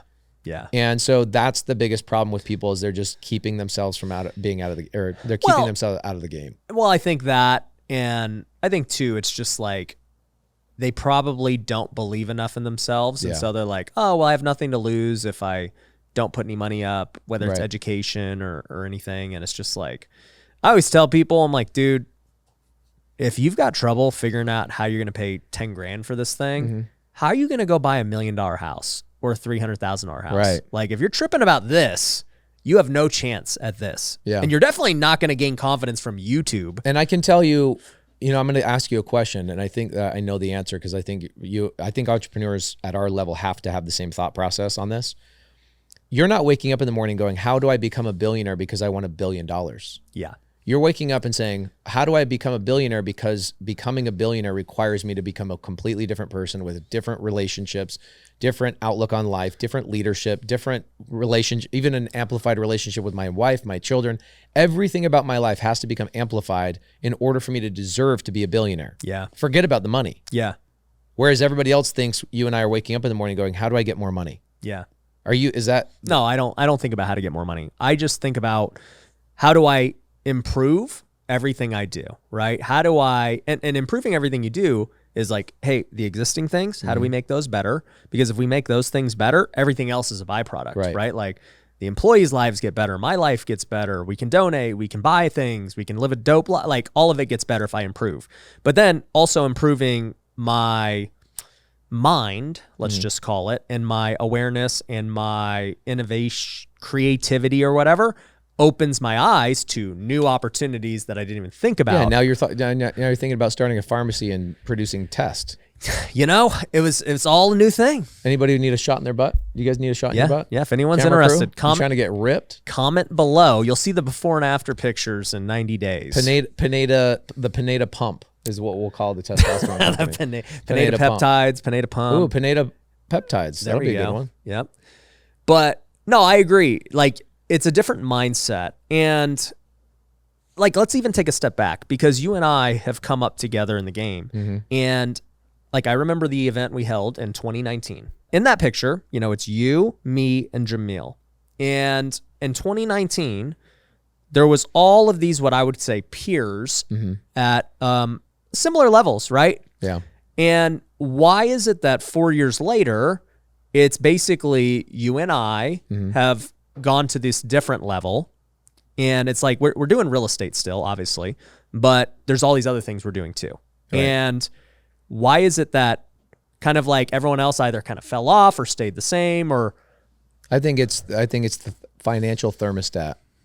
I think that some of the people, that I still love them. I text them, they text me, they call me, love them. But they're now, instead of me asking them, hey, can I use a resource of yours to get to the next level? Can we collaborate on something? They're now calling me and saying, hey, like, I need a resource that you've accumulated. I'm like, I haven't seen you in 3 years. Yeah. Because you basically bailed out. You dipped out. You said, well, now I'm making $1 million a year. I don't need to work anymore. Right. And I'm like, it was never about the money for me. Yeah. So I think a lot of the people you outgrow, it's the financial thermostat. And for me, I'm accumulating relationships, skills, and resources. That's it. And a resource could be a Neil Patel. Yeah. That's like, okay, hey, or a Dan Martell. Yeah. Hey, I'm looking at a software company. Holy crap, how do I know if it's a good decision or not? Literally, that was You call Dan Martell. And what's crazy is that I can do that. This is what I'm saying. That's the game. And people are like, a lot of the people we came up with are like, well, I hit my dollar amount. Yeah. I'm like, well, then you don't know what the game is about. Yeah. The game was never about the dollars. Yeah. The game is about the ability to essentially curate your own experience on planet Earth without any bounds. That's freedom. That's freedom. Yeah. So I feel like other people are like, oh, I want financial freedom. I'm like, you could drop Ryan Pineda or Pace Morby in a freaking cornfield in Kansas, butt naked. Yeah. And we'll figure it out. We'll figure it out in a day. But if you're butt naked, I'll be there with the test. Yes, please. Boom, right in my butt. Yep, because you're ready. I'm ready. Yeah. So for me, I like people go, why are you working so hard? I'm like, because I know the equation. Yeah. I work hard. I get a new relationship. I get a new resource. Like Dan Martell. This is a funny thing. Just recently, shout out Dan Martell. He's trying to grow his brand a little bit more. So I'll shout him out a little bit. He calls me up, asks me about the TV show. Hey, should I do a TV show? But no, don't do a TV show. We talked about this many times. Many times. Don't do a TV show. It's not worth it. Type of thing. Anyway, so did you guys renew? They ordered 30 episodes, and I think Jamil and I are going to potentially turn it down. Yeah. Are you allowed to say it? Can we air this? Yeah, air it. Okay. All right. Annie ain't going to watch this anyway. So, but I look at my YouTube channel. Side note, YouTube channel gets me way more views, and last year we bought $100 million in real estate, primarily from our audience. Yep. And my students. So I'm like, why do I need? That was deal flow and capital. Correct. They brought the deals and they brought the capital, and you were just kind of correct. Yeah. So, but I'm talking to Dan Martell, and he goes, hey, if there's anybody that needs some advice, let me know. He's a SaaS guy. He's like the SaaS guy. Yeah. Right. Yeah. So I go, oh, Jerry Norton, good friend of yours, good friend of mine, and I put them two together. And Jerry says to me, I'm at his lake house a couple days ago, back patio, bald eagles flying over, like legit, majestic moment. And he says to me, you changed my life repeatedly with text message after text message after text message. And I'm like, I was thinking about who else has done that for me. The only person I could think of was Ryan Pineda and Dan Fleischman. Because you've accumulated enough relationships, resources, and skills that you have such an abundance of them that you have the ability to share them with other people who are also abundant. And so those people vibrate to a higher level. And I look at Jerry, and Jerry's like, I just want to say thank you. This problem I am having, you introduced me to Dan Martell. He solved it in one day. Yeah. I was trying to solve it for a year. Yeah. And that is the goal of life. And so I that's why I respect you. And I'm coming through Vegas. I text Jonathan and I'm like, yo, let's get together, me and Ryan, because I think that you and I are on that same trajectory of like, all I'm trying to do is that. Yeah. If in 5 years, great, I'm worth 5 billion or 10, or in 10 years, let's say I'm worth $1 billion or more dollars. I won't look at the dollar amount. I'll look at who came up here with me, who is on the same vibration going to the top. Yeah. The abundance is the vibration that you're on, and me and Dan Fleischman and whatever else. In fact, shout out Dan Fleischman. I'm sure he's helped you a lot with relationships. I put something on my stories like a month ago, and I go, I need X, Y, and Z. I swear to you, the second I post it, I get a text message with him. Yeah. And it's like, if I go, hey, Dan, I want to know Mike Tyson. 5 minutes later, hey, Pace, Mike Tyson, Pace Morby. I'm like, what the heck is going on? This is the craziest thing. Yeah. And you can't buy that. No. You have to earn that, and you have to earn that abundance, and you have to earn people being, willing to give you relationships, because if you're not somebody worthy of a referral. And that's what I was about to say.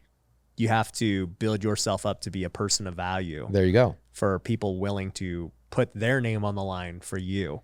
And like, one thing I'll say is that was the conversation literally Javi and I had yesterday, because I was negotiating 4 different businesses. Yeah. And that's what, maybe I'm way over here on the business side, but I was like, dude, this is crazy that I can talk to the best people in the world at their industries and like figure this out really quickly. Like, it would take people within an hour. Yeah. I was like, okay, let me talk to my pharmacy buddy. Okay. Let me go see what they're doing over at 10X Health. Let me, go go text my other buddy who's got a fitness program. And then I'm just like, wow, I get the fitness industry. Like I understand all the way from the coaching. How do I create value in this industry to then create income to hire employees to create more resources? Yeah, and like even for me, I literally post, I'm like, hey guys, I'm about to go Super Saiyan. I post a picture of my peptides and stuff, and literally hundreds of DMs. What are they? What stack are you on? Where do I get them? So cool. And I'm just like, for one, I'm not going to recommend stuff because I've never done it. Like until I've actually like gone through it, I won't do anything. Right. But I was just like, man, I mean, this health is obviously a huge need for everyone. The market cap for health is 8 billion people. It's right? bonkers. So, you know, just like it just dawned on me that I was like, wow, I already have this many relationships in such a short period of time. Yeah. And it's not lost on you, and you're grateful for it. Yeah. And you treat those relationships with respect because you understand how hard they were to accumulate. And if you could go back to yourself the day when you had a storage locker and you were like loading flipping couches, like, hey bro, just so you know, the skills you're acquiring right now will compound into this moment in this day where I'm negotiating 4 businesses simultaneously with ease. Yeah. So keep doing that couch flipping thing. Yeah. So like by saying all this, I'm not telling people skip and jump to all this stuff. You have to compound some of this stuff. Yeah. Right? You have to go do hard things, and people then have to believe in you and go, I know Ryan Pineda is consistent. He shows up and he does hard things. He deserves this relationship that I'm going to pass over to him. So a lot of people are like, oh, I'm going to skip the couch flipping. What? You can't. You can't. Yeah. It's part of the requirement. Now, can you speed it up a little bit? Yes. Yeah. But you still have to go through that path. You can definitely learn skills quicker. Right. But it's like everybody's curve if you're ultra wealthy is like this. It's exponential. Right. Right. So it's like you spend 10 years like figuring things out, and then it just starts to explode. I tell people, back to this conversation, it's not I'm figuring it out. It's you've now accumulated enough relationships, resources, and skills that there's so many of them that they now are connected. Because there's times where you accumulate a skill and a resource that have no correlation to each other. Yep. Then you have to go get 2 more and 2 more and 2 more and 2 more. And then all of a sudden, one day, hockey stick moment, they're all connected. Yeah. And it's like you could go from a Neil Patel to a Dan Martell to a pharmacy guy to a whatever. Yep. But you didn't accumulate those relationships and those skills all in one day. No. And all of a sudden, that's the hockey stick moment. Yeah. People are like, oh my gosh, you blew up. I'm like, no, I grew up. Well, and here's the thing too that I've thought about is I love the way you're saying it: skills, resources, and relationships. I would say skills are the first thing. Like we've been saying the whole time, you got to learn skills because that then leads to you making more resources, right? Money. And eventually, if you have enough skills and enough money, you can buy relationships, add value to relationships, all these things. And the other thing about relationships is that people that are skillful and resourceful do not want to hang out with people that are not skillful and resourceful. Right. And so when you start going, well, these people don't want to give me a time of day, it's like, because you're not skillful and you're not resourceful. Yeah. Like, for example, I know you'll play golf with people like, people come play golf with you that are horrendous golfers. Yeah. But after like 3 times of playing golf with them, you're just like, it's not even conscious. Yeah. It's subconscious. Yeah. And you'll be like, I'm good. Yeah. You even as one of the, a phenomenal golfer, you are aspiring to play golf with people better than yourself. Yes. And so it's the same thing with anything else. Skills or people that are skillful and resourceful will have an easy time building relationships because people are like, oh, this dude's doing things. Yeah. I was looking at Keaton. You know the muscle, right? Yep. Friend. He'll be at WealthCon. He's awesome. Everyone guy. you mentioned is going to be at WealthCon.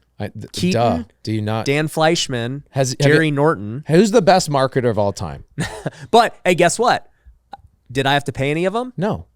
It's you paid, relationships. You paid by becoming skillful, resourceful. Yeah. Sharing those skills and resources to compound relationships to be in a position that you could put something cool together. But here's the thing too, is like being able to give value and create valuable win-win scenarios. Because like all those guys have or are coming on the podcast and they get great exposure because I've built a podcast that has exposure.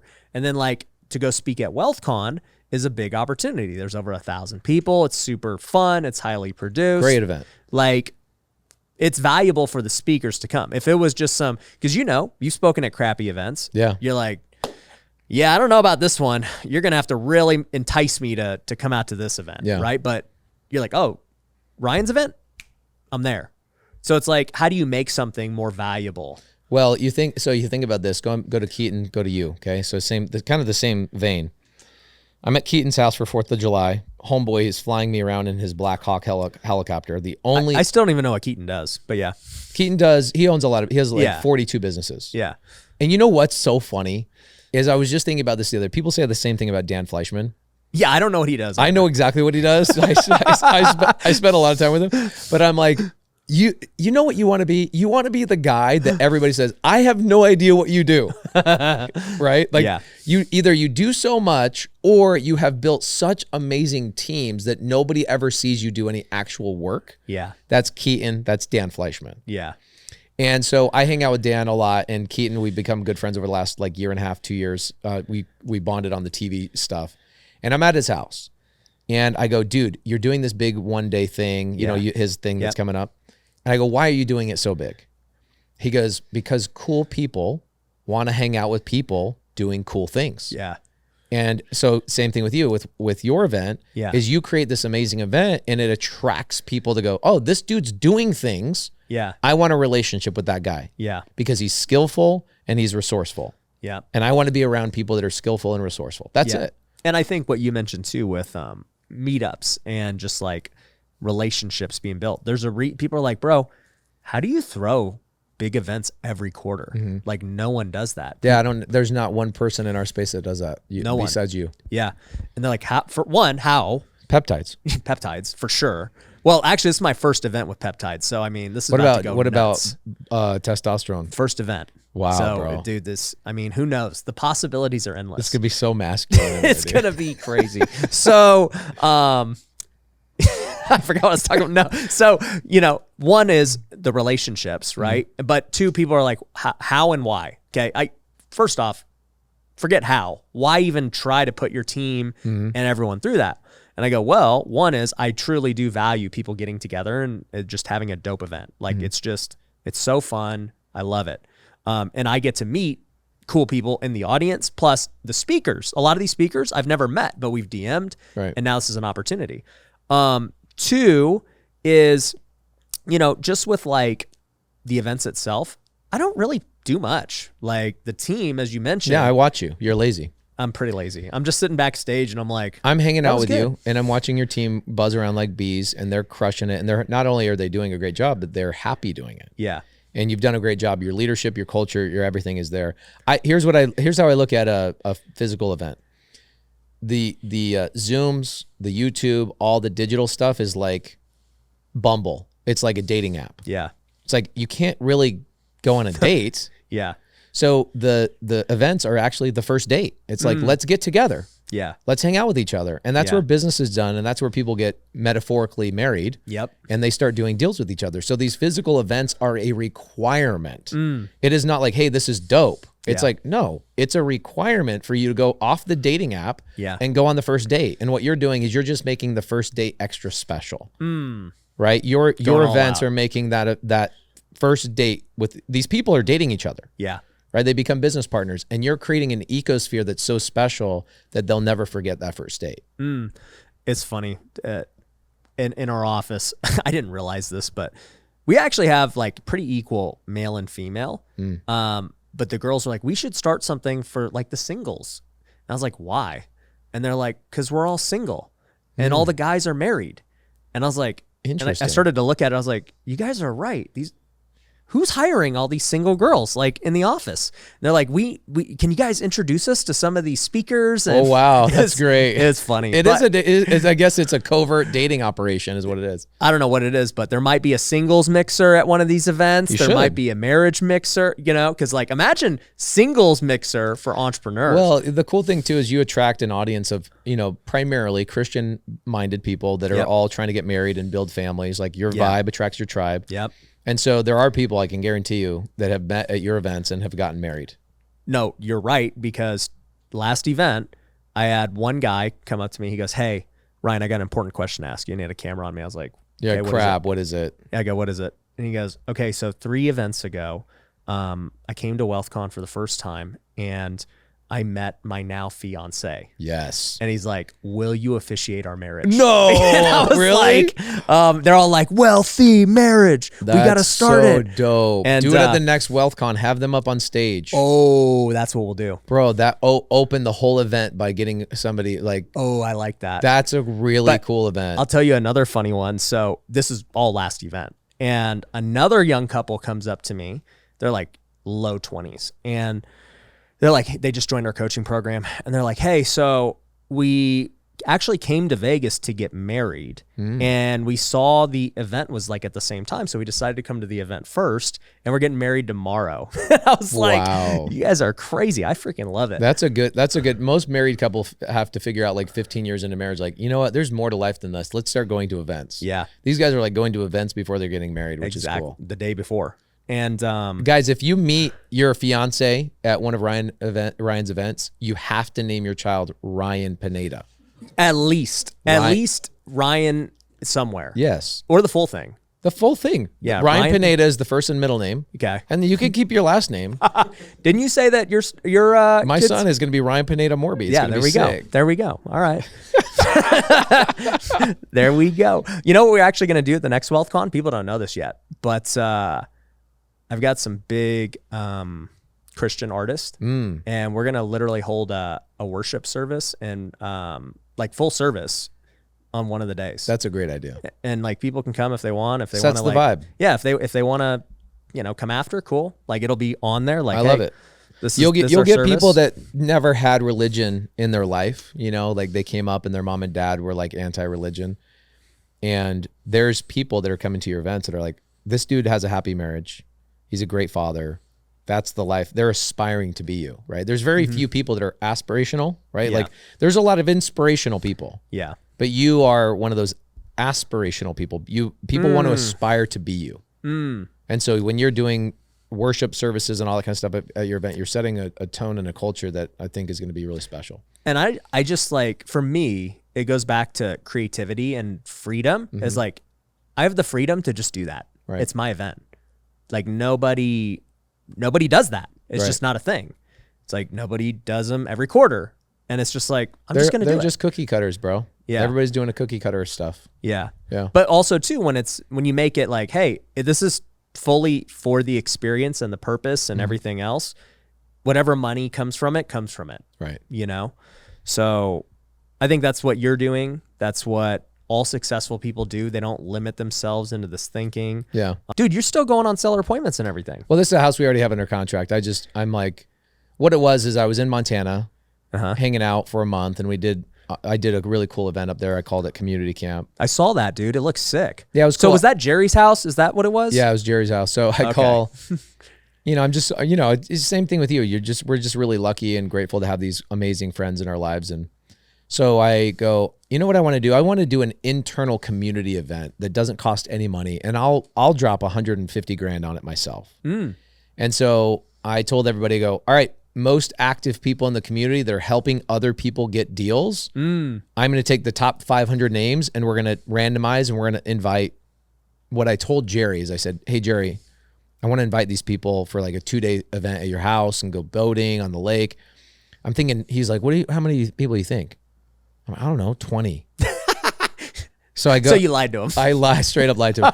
So I go into the Facebook group, which Jerry's in the Sub 2 Facebook group. Yeah. And I go, all right, guys, I just talked to Jerry. We're going to have 280 people, blah, blah, blah, blah, blah. And it was like 1,400 comments on this post. Yeah. And anyway, we had a blast. It was life-changing. Yeah. Free event. And what we did is day one was just a little bit of education, just because you need that. Yep. Set the tone. The rest of the time was like going to Glacier National Park, going on the lake. I love it. Going to this big $6 million spec that Bob, the builder, I'll introduce you to up in Montana, because you've got a potential development up there. Yep. And we just did a lot of fun challenges, like wilderness challenges and team building and just amazing stuff. People came in 2 days early, stayed 2 days late, that nobody wanted to leave Montana. We shut down the airport, and we ended up having like 400 people come to this event. It got so big that Tim Ballard from the Sound of Freedom came and spoke, and we raised 550 grand for human trafficking in Wow. like 45 minutes. That's amazing.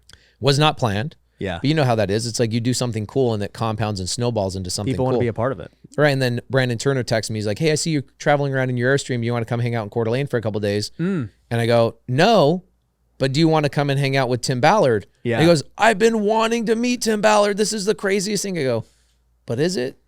Yeah. When you do cool things, it's like the field of dreams. If you build it, they will come. Right. If you do cool things happen, Yep. and cool people come out of the woodwork, and your events morph and change. Like your events, even though you have this thought of what the event's supposed to be, everybody after your events are like, dude, that event was better than we thought. The energy was better than we thought. Everything was better than we thought because you created it, and all this space and the energy got filled up with amazing people, and cool things happen. Yeah. So I did that. And I go, all right, I'm going to start buying a bunch of real estate up in Kalispell, Montana, which is where you've got a potential project about 20 miles south. Yep. So I bought 2 RV parks last week, 250 spots on seller finance, and like turnkey, ready to go. Management in place, been cash flowing for 10 years. The seller's just ready to retire. How'd you find the deal? One of my students. Shout out Jordan. 10 days into sub 2, he goes, hey, I see you in Kalispell. Do you want to buy stuff? I go, yeah, find this, this, and this. 2 days later, he had appointments. We go on him, lock him up. That's awesome. So I paid him a 1% finder's fee. The purchase price was $6.5 million. So he'll make 65 grand up front. And I kept him in as a 10% owner. Wow. And I don't normally do that, but why did I do that? Was to create alignment. And I said, look, I want to go and buy 1,000. Does he live out there? He lives in Missoula. Okay. And I said, once we get up to like 4 RV parks, I want you to move up to Kalispell. Yeah. Because we're going to start building multifamily up there. And now if you have your development going on up in Montana, I want to be a part of that. Yeah. We're going to do it. Are you guys going to raise money for that, you think? Of course. You're going to be my first call. Bro, okay, perfect. Real estate investors are broke, just so you guys know. Yeah. But I do. But I know you're going to go find the money. I will help you find the money. Exactly. Yeah, if you look at my bank account right now, you're like, wait, dude, I thought you had money. Well, the checks are hitting. Real estate investors it's so funny because like I just had a couple things close a couple days ago and I had 800 grand sitting in my bank account. Yeah. And then this morning the money's gone. So how do you deal with that? What do you mean? Just like the Big chunks of money? not big chunks of money, but like seeing the account go low and knowing you have so much overhead and everything else. Well, so here's how my structure is set up. So I have 4 main partnerships. So I've got Josiah, Molly, Cody Barton, another gentleman named Ted, and I have another partnership that I think is going to come online. Every one of these partnerships has a C-suite and a structure underneath it. Each one of these businesses have their own bank accounts. They have their own products and their own services and their own whatever, right? So there's cash flow coming in every single day. Yeah. And so even though my bank account is empty in one of my accounts, let's say I have an account, it's my PJ Morby LLC that my money goes into, and I get to just play with that money. And it's 87% of it goes into real estate. Yeah. Or buying, like right now I'm going to buy in with Dan Fleischman on a couple of Everbowl franchises. And I had Jeff here. He's awesome, dude. He's speaking at WealthCon too. He is so impressive. Bro, you've talked to him. Yeah. Have you seen his operation in Oceanside? No, but we're supposed to. I'm going to fly down there with Jerry Norton, I think, in a couple of weeks. I'll text you and let you know when we're going down there. But so I'll deploy capital. And this is another thing going back to skills, resources, relationships. Yeah. I invested $100,000 in cards and coffee with Dan Fleischman. Why? Am I into cards? No. I've never drank coffee in my life. Yeah. What do I care about cards and coffee? Zero. Just Dan. I care about Dan. Yeah. I want that relationship with Dan. Same thing with you. When you come out with stuff, Yep. I buy whatever it is. Your team's like, do you know what you're buying? I go, I'm buying whatever Ryan's creating. Yeah. I'm his friend. I'm not a guy that's going to be a freeloader. I'm going to buy what my friend is doing and I'm going to support him. Yeah. So same thing with Jeff. Jeff has got Everbowl and all these things. And I'm like, I want a relationship with you. Yeah. How do I do that? Yeah. He goes, well, I don't know. Come hang out. And I go, no. Where do I send a check? Yeah. And which is what I said. You can now buy relationships. There you go. Yeah. There you go. And so I go. And do you have to buy relationships? No. No. But if you want to make an impression and show people you're serious and intentional, then that's how you do it. Yeah. And here is what's funny. Okay. So Jeff is sitting there talking to me about like, oh, Drew Brees and Shaquille O'Neal and these people that are his partners. Yep. So now let's say he goes and hangs out with Shaquille O'Neal and Drew Brees. Yeah. He's going to go, oh yeah, our other partner on this deal, Pace Morby. Yep. Pace Morby. They're like, who's this Pace Morby guy? We got to meet him. Well, he's one of the other partners. Yeah. Okay, does he want to get on this other deal with us? Go ask the other investors if they want to get on the deal. And at some point, I'll find myself in a room or in a deal with Shaquille O'Neal. I don't know when that's going to happen, but Yeah. Jeff is the gateway to bigger opportunity. Yeah. Same thing with you. Mm-hmm. And I'm sitting there with Jeff and I'm sharing relationships with him and you're sharing, it's just this brotherhood that just rises. Yep. Again, the people who are abundant vibrate higher and the people that are like, I've made it, they vibrate lower and they just get left behind. So you think that the people who kind of get left behind, by the way, who are still very successful, right? In the world's they're in the eyes. 1% of the 1%. Yeah. So they're very successful. Yeah. But there's a difference between Drew Brees and Shaquille O'Neal and the guy who was, in the league a couple of years. Right. Right.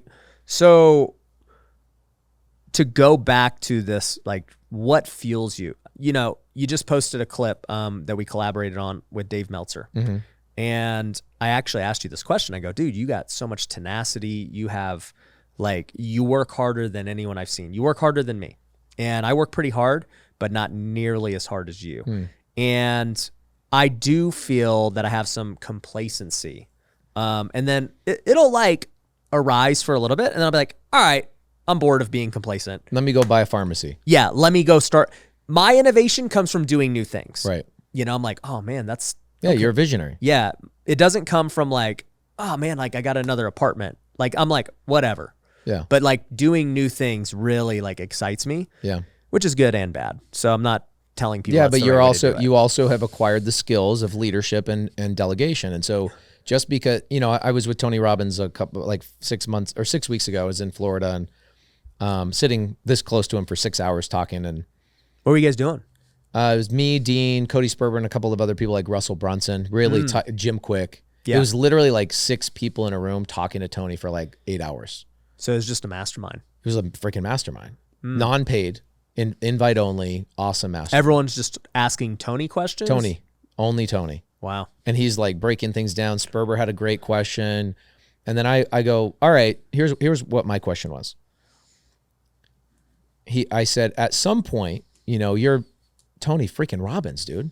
And you've been doing this for 40 years. Right. So at some point, there was a point where you put an equation together that said, here's how I'm going to say no to opportunities that land in my plate. Okay. I would love to know what that equation is. That's such a good question because I have that problem and you have that problem too. What do you think his answer was, bro?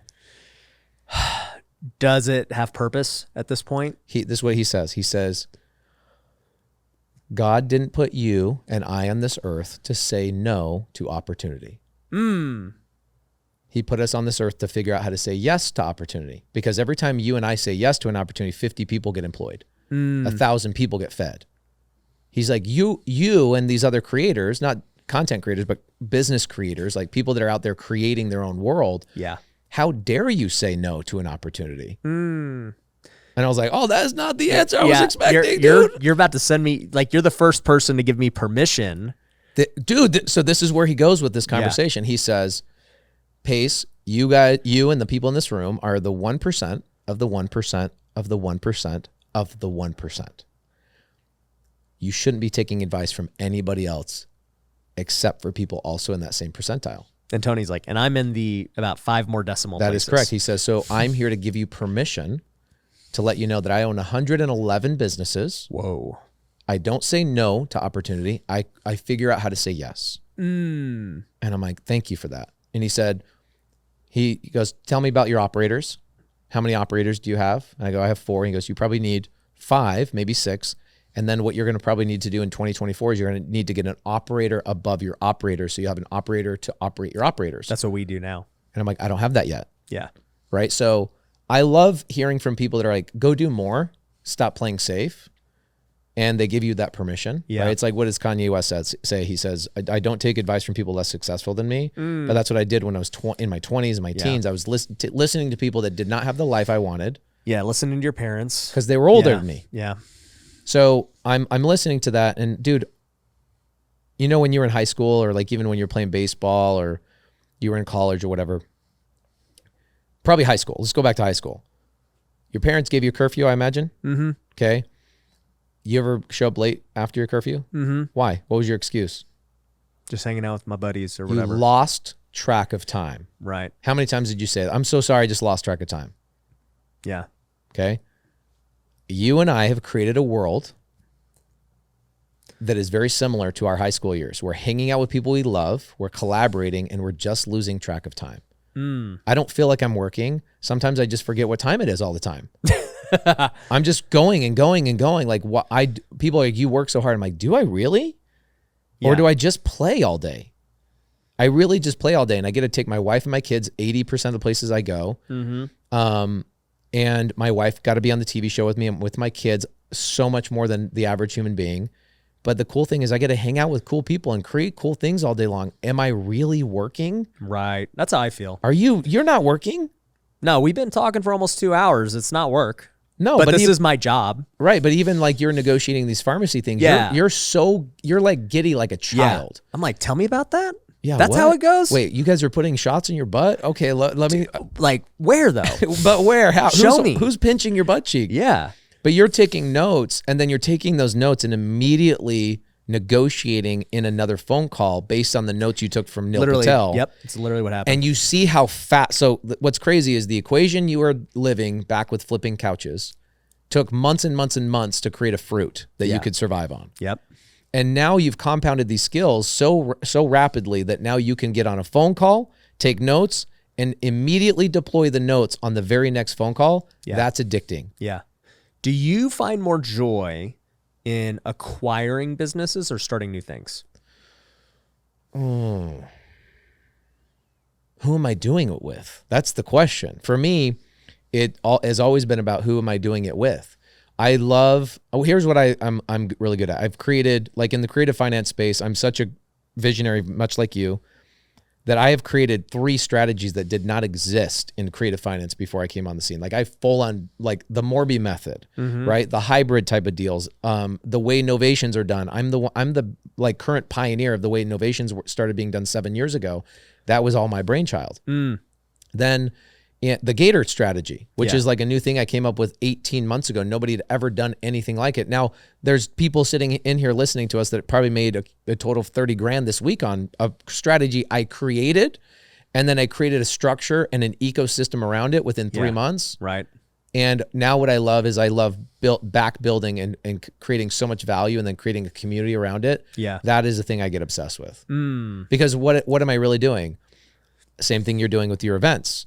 I'm putting a space together. I'm holding court for people. I'm letting them come into a space that I created so that they can make money. And me watching people become successful is like, oh my gosh, this sounds weird. Hopefully nobody's listening to this. But as somebody who's a God-fearing person, God, Heavenly Father, whoever you want to call him, he's a creator, right? And if he created us after his own image, are we not also creators? Are we not here meant to be a creator to some degree? So when you watch that and you're like, oh my gosh, I have this amazing superpower that was given to me from my Heavenly Father, and I'm actually exercising it. I didn't just come on this earth and just read books and learn things. I actually took those and deployed them and changed other people's lives with it. Right. Bro, how could I not work 8 hours 8 days a week? Right. Because I'm addicted to that feeling of like, wow, I can actually do things. Yeah. And I'm watching you do it too, which is cool. Like, good friends are the people that I watch from a distance. Like you and I don't hang out every day. Yep. I don't even have to talk to you every month or even every 3 or 4 months. But because you and I vibrate so similarly in the creative space, I'm so bonded to you in that regard that I can watch you. And this is also a weird thing. I can feel you even when I'm not watching on social media. I'm not listening to anything you're doing. I can feel you creating 800 miles away from me. That's crazy. That's crazy. That's crazy. So it gives me chills to think about, but like a really good friend is somebody that is creating in their own space and you're creating in your own space and you come together and collaborate and overlap on some things every once in a while. When you separate, you know each other and you can feel each other. You can feel the ripple effect of like, dude, his energy is so powerful in Vegas. I can feel it all the way down in Phoenix. It's freaking cool. What I love, what you just said, was the innovation of bringing new things that didn't exist. Yeah. And that's what excites me more than so it's like, to go back to, we talked about like buying a laundromat. I'm like, that doesn't interest me. Yeah. You're like, that's been done. Yeah. I'm like, and it's boring. Right. Yeah. And when you say, hey dude, we created this whole new way to do deals that didn't exist before. We created this new way to make money with earnest money deposits and all this stuff. Like nobody was doing it. Right. I'm like, that is so smart. Like finding a way to do something different that's never been done is amazing. And But like when you hang out with people that are not doing that, it drains you. oh yeah. Right. So like I look at other people that I used to collaborate with 5 years ago and I'm like, they're not creating new things. Yeah. And if I get around them, guess what happens? Yeah. That rubs off on me, but through osmosis. Mm-hmm. So it's the same thing with hanging out with you or Dan or other people. Yeah. And I'm like, you're creating cool things, and I just get that energy, and it amplifies that creator gene inside of me. It like ignites it to another level. Yeah. And like that actually dawned on me the other day when I was reflecting on the couch flipping thing, and I was like, I created that. Like I wasn't the first person to ever flip a couch, but like I brought it to the scene. Right. Nobody. Like even people now, I saw a guy talking about this on his YouTube channel, like popped up on my feed. And a guy was like, hey, I'm just doing what Ryan Pineda perfected. I didn't even perfect it. I just brought it to light. Right. Right. And I was like, wow, dude, how many people have flipped couches to change their family's life? Lots. A lot. And I was like, it was literally something I just created out of thin air because I saw an opportunity. Nobody was doing it. And then one day on YouTube, I was like, oh yeah, I forgot I used to do this thing. There was no like expectation. I was like, and then it blew up. I was like, wow. Yeah, there's a kid in Phoenix that was watching your YouTube videos when you first started posting these a couple years ago. And he built a full-on couch flipping business, makes like 30 grand a month. Yep. Talks about you in all his YouTube videos. And then he went and bought an airplane cash with all the money. It was like, oh my gosh. It was like a $300,000 airplane. It wasn't like a million. I don't care. You bought a plane from flipping couches? But that's what I'm saying. Yeah. And so when you see something where you go, I don't even have a plane. Hold on. Right. I need to. I'll connect you with him. You guys should do a YouTube video. But this guy has a plane. I don't. Well, it's like a little, it's like a crop duster type of thing. I don't care. It's sick. Yeah. It has a prop and it flies. But that came from, that's the crazy thing. You were the domino. Yeah. That was required to click over. Yep. That ultimately led down a path, and he was one of the dominoes in that path. And like, if you did not create that, this dude wouldn't be. Where would he be? Probably tending bar. Yeah, I don't know. And like that was the whole other thing too. Like I've thought about it a lot, and I'm like, what else have like I've somewhat pioneered? And I was like, well, back to 2019, none of our real estate friends were really taking social media serious to the degree. You crushed it. And I was like, you know what? This stuff's all important. This TikTok thing, this YouTube thing. Let me like really go all in at this. And I remember when I started doing it, people were like, why aren't you just going and getting deals? And I'm like, because I think this thing is like way bigger than everyone thinks. Yeah. Plus the deals are not the deals. The skills are the deals. And you mastered the skill of social media and marketing. Yeah. And like media is only going to explode. Yeah. 10x in the next 5 years. Easily. And you see how many people are leaving like look at A&E, for example. Why would I not want to take a TV show with A&E? You can just make YouTube videos. 17% of cable viewers are leaving this year. Wow. And where are they going? YouTube. Wow. They're not even going to other streaming devices. Like even Netflix users are like, wait, I can, for $19 a month, I can watch anything I want on, like YouTube's free, but if I want no ads, it's $19 a month. Like why wouldn't I just watch YouTube? Yeah. It's going to 5x, 10x in the next couple of years. And the thing is with YouTube is you can create, like there's new content daily. Yeah. Netflix is like, it takes a year to produce something at a minimum, It's like, oh, I got to catch the new season and it's going to be in a year. And for us, it's like, no, I can just go watch Pace or Ryan like every day. Right. This is crazy. Yeah. And I got, you and I get introduced, or not introduced, but we get noticed just about everywhere we go. Mm-hmm. And I'm in the airport this morning flying here. And I had a guy come up to me and goes, Pace, I own a window and door company. I'm such a big fan of yours. Anytime you want free windows for your next fix and flip, let me know and I'll hook you up. I'm like, bro, first off, I pay for all the things, but I thank you. I appreciate that.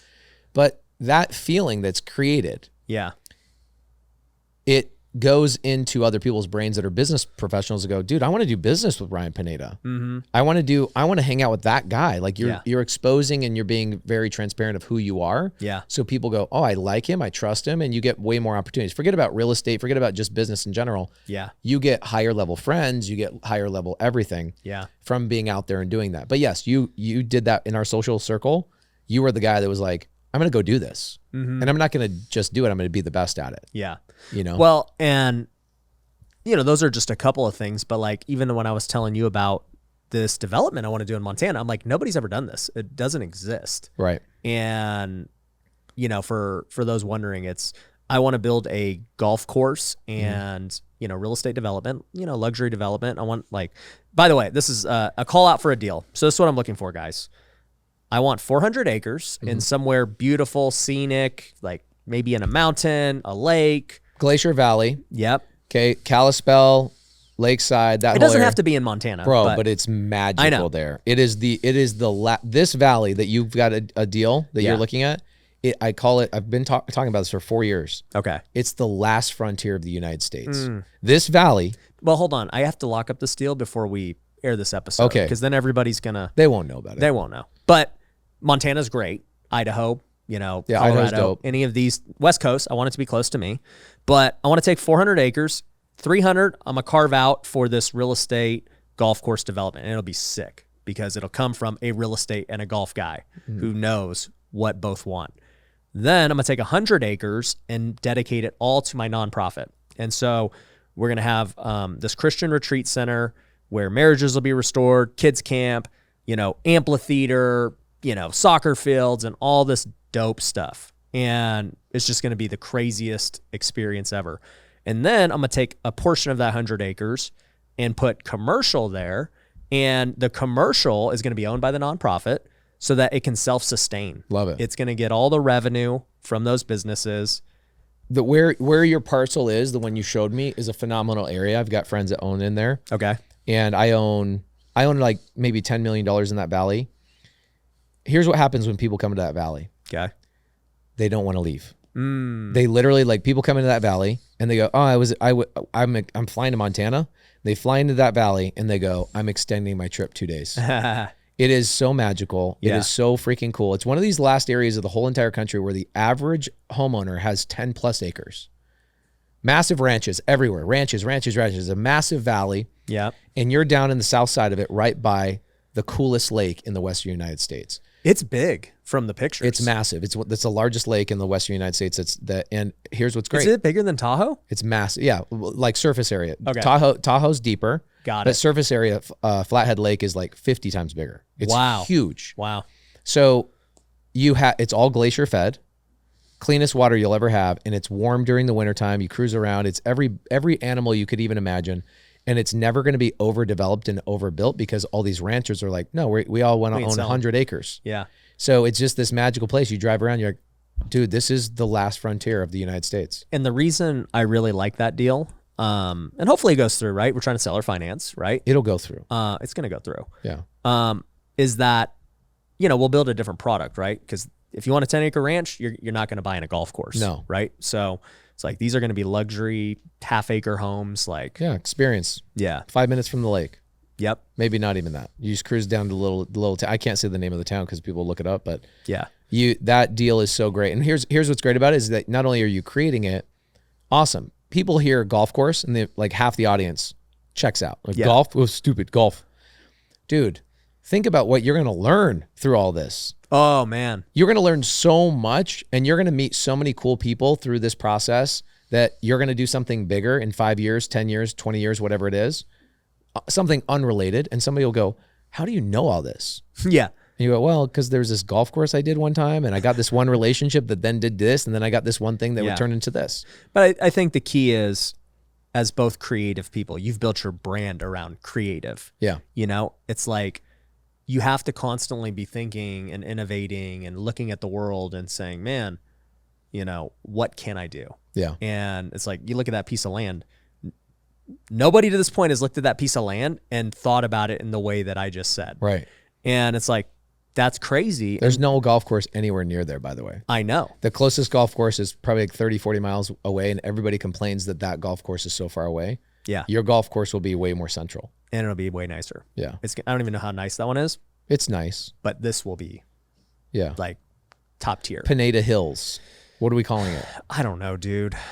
We'll call it Pineda Morby Estates. Yeah, there you go. Well, actually, we'll name like one of the not subdivisions, but like the gate within the gate. Yes. This would be like Morby Estates. Yes. And they'll be It'll like, be one house. and by the way, Morby the estate. only way to sell your house in there, creative. You can't get a mortgage. You have to trade notes and deeds of trust in there. No, we don't have any banks in here, sir. your money's no good. Yes. You have to carry.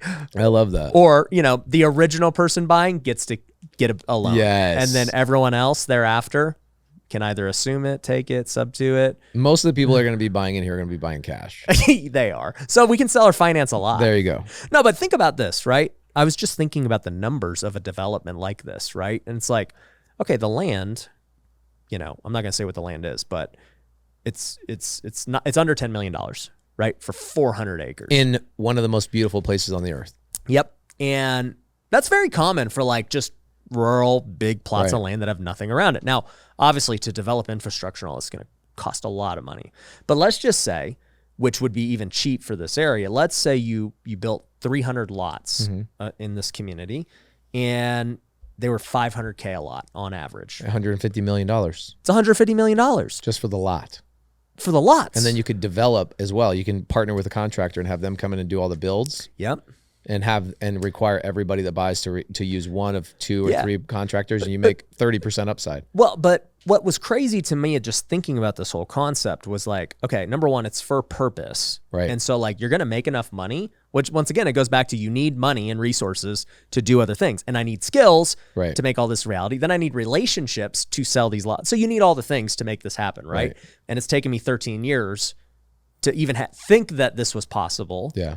And to have all those things to be able to actually do it. Now, have I ever developed anything like this? No. Has anyone else? No. Perfect. So like, we're going to figure it out, right? Perfect. But the point with it is that I'm just like, think it's crazy. And this is the if cool you guys ever want to get Ryan excited about something to like jump on a deal with you, just go, Ryan, nobody's done anything like this before. I'll be like, I'm in. I'm in. Yeah. Nope. You said it can't be done? Okay. I'll do it. I'll do it. So, but think about this, right? The land is less than $10 million. And by the way, I'll get it with no money out of my pocket, right? We'll structure it in a cool way. As people buy the lots, you'll pay the seller. Exactly. Yeah. Right? And I'll get the seller to carry too, and we'll all share in, right? But it's like, this is less than a $10 million piece of land, but I'm creating $150 million of value in just lots, not even counting the Christian thing, or the 100 acres, or the golf course, or the memberships, the clubhouse, or the tennis courts. Yeah, like you're creating whatever. hundreds of millions of dollars in value, like in just what's going to happen there. Then you're creating all this property tax value for the city. You're creating all this life change in the retreat center. You're creating some commercial space so that city right there by the lake. Yep. They need it. They need it. Yep. I drive through there 5-10 times every summer. They need it. They don't have any like franchises or restaurant. It's very contained in a little valley. Yep. And the only way to build is up the mountain. Yep. Which is where your lot is. Yep.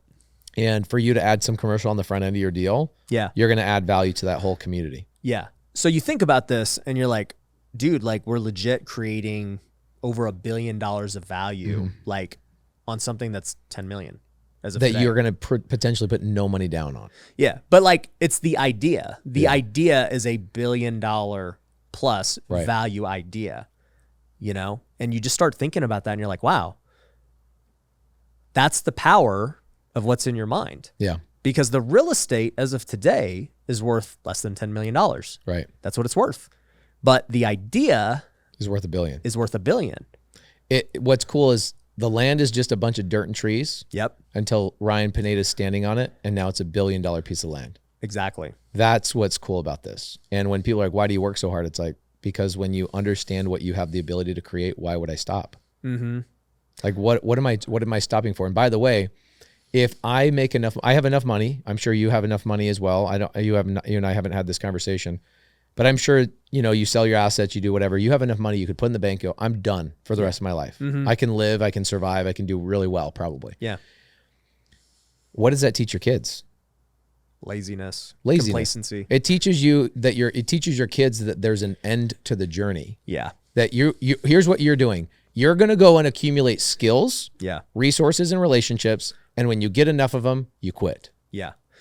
And once again, it shows that what you're doing isn't really purposeful. You're just, only financially motivated. You're checking a box. Yeah. Which is dumb.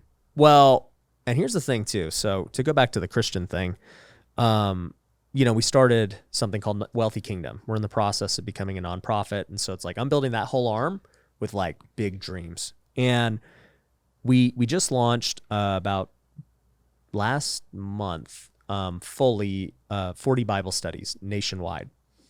And we have 60 that are being trained right now. So we'll have 100 nationwide. Nice. And I'm like, this has only been a couple of months.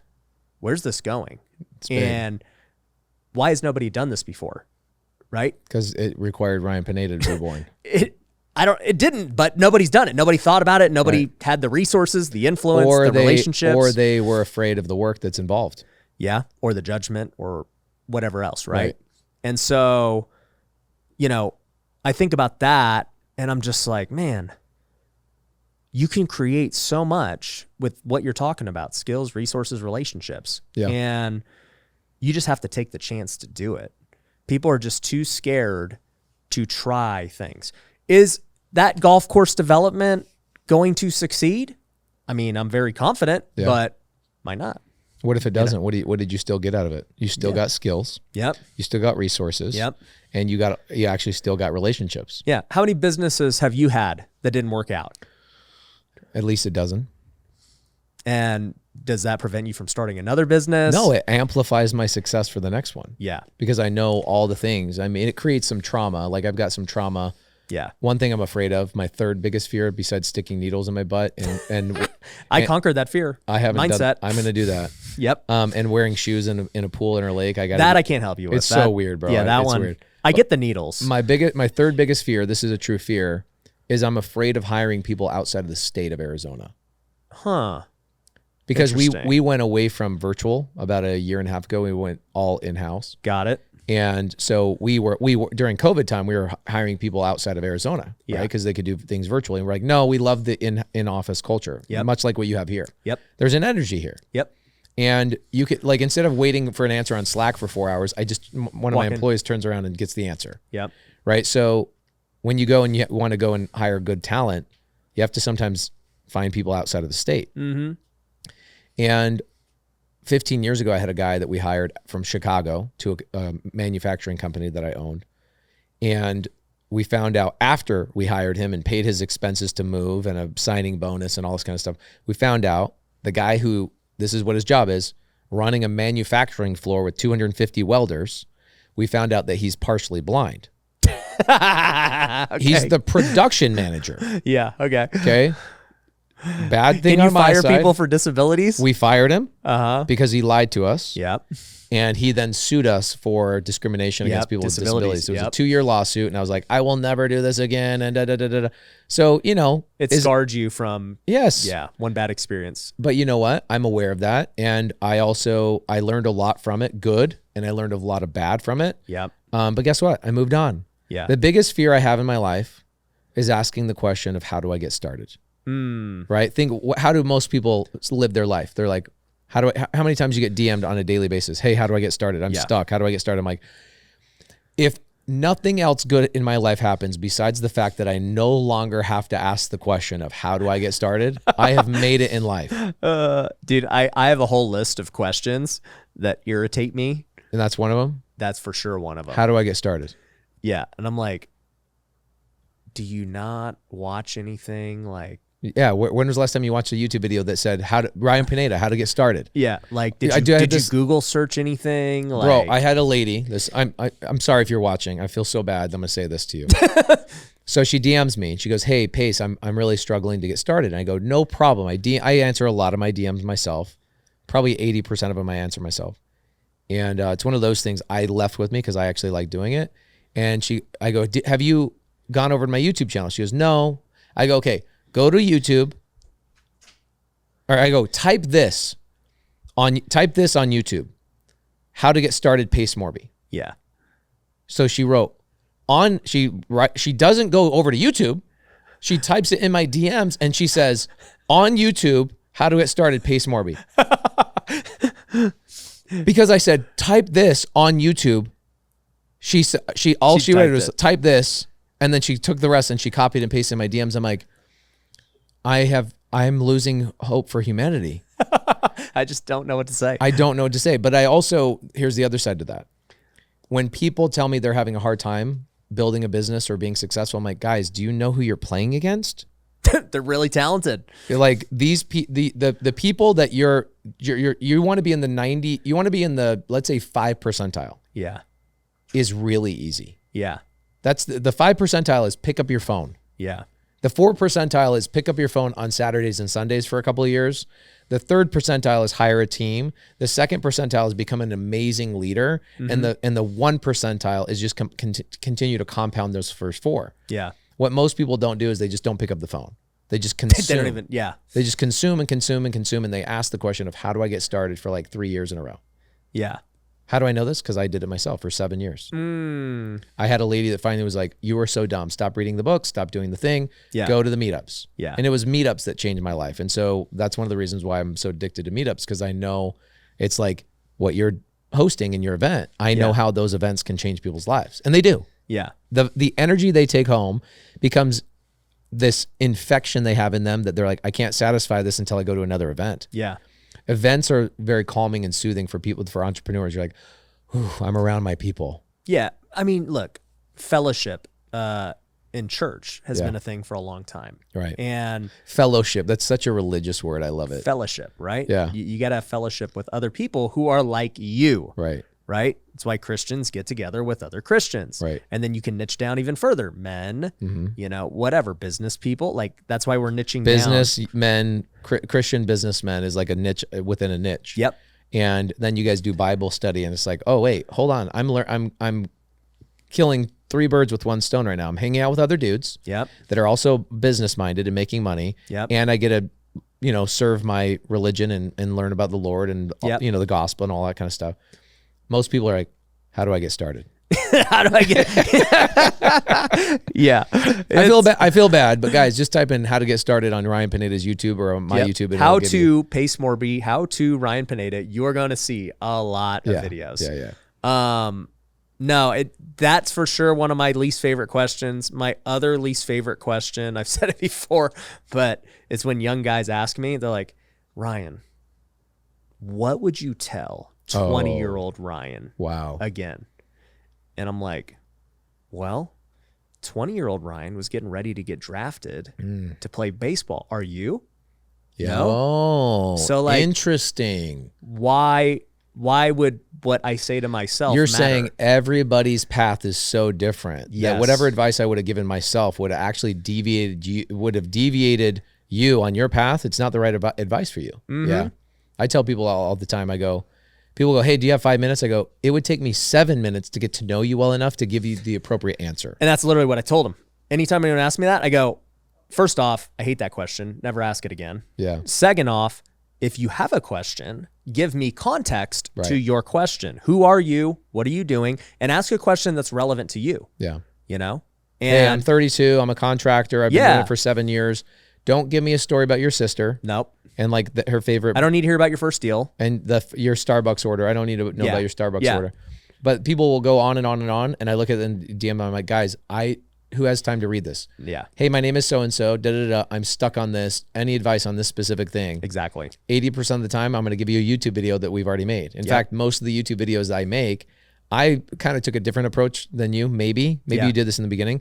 My approach for YouTube has never been like, I want to be the biggest.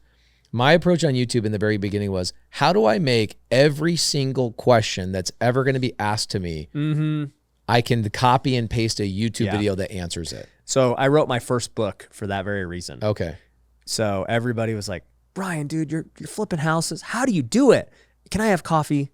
And back then I didn't know YouTube or anything. Right. So I was like, what's the name of the book? Flip Your Future.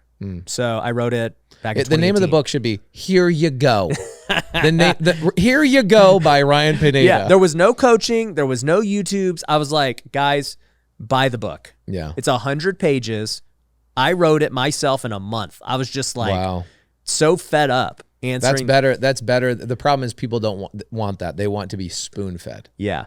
And so they don't want to read a book. They don't want to, listen to a 2-hour and 10-minute podcast, right? Well, I actually do think they want to listen to a 2-hour podcast. I do. That's all I listen to. I won't waste my time on a 30-minute podcast anymore. Yeah. I think they want to listen because what we're saying is entertainment. And even though there's like so many nuggets you can take away, I think Dude. that people get this thing, they have this misconception of, oh, well, I just listened to Ryan and Pace. Like that was a good use of 2 hours. And I'm like, but did you do anything with it? If not, then it was Netflix. It was no different than Netflix. Let me give you guys some homework. Everybody that's watching, okay? This is my favorite homework to give to people.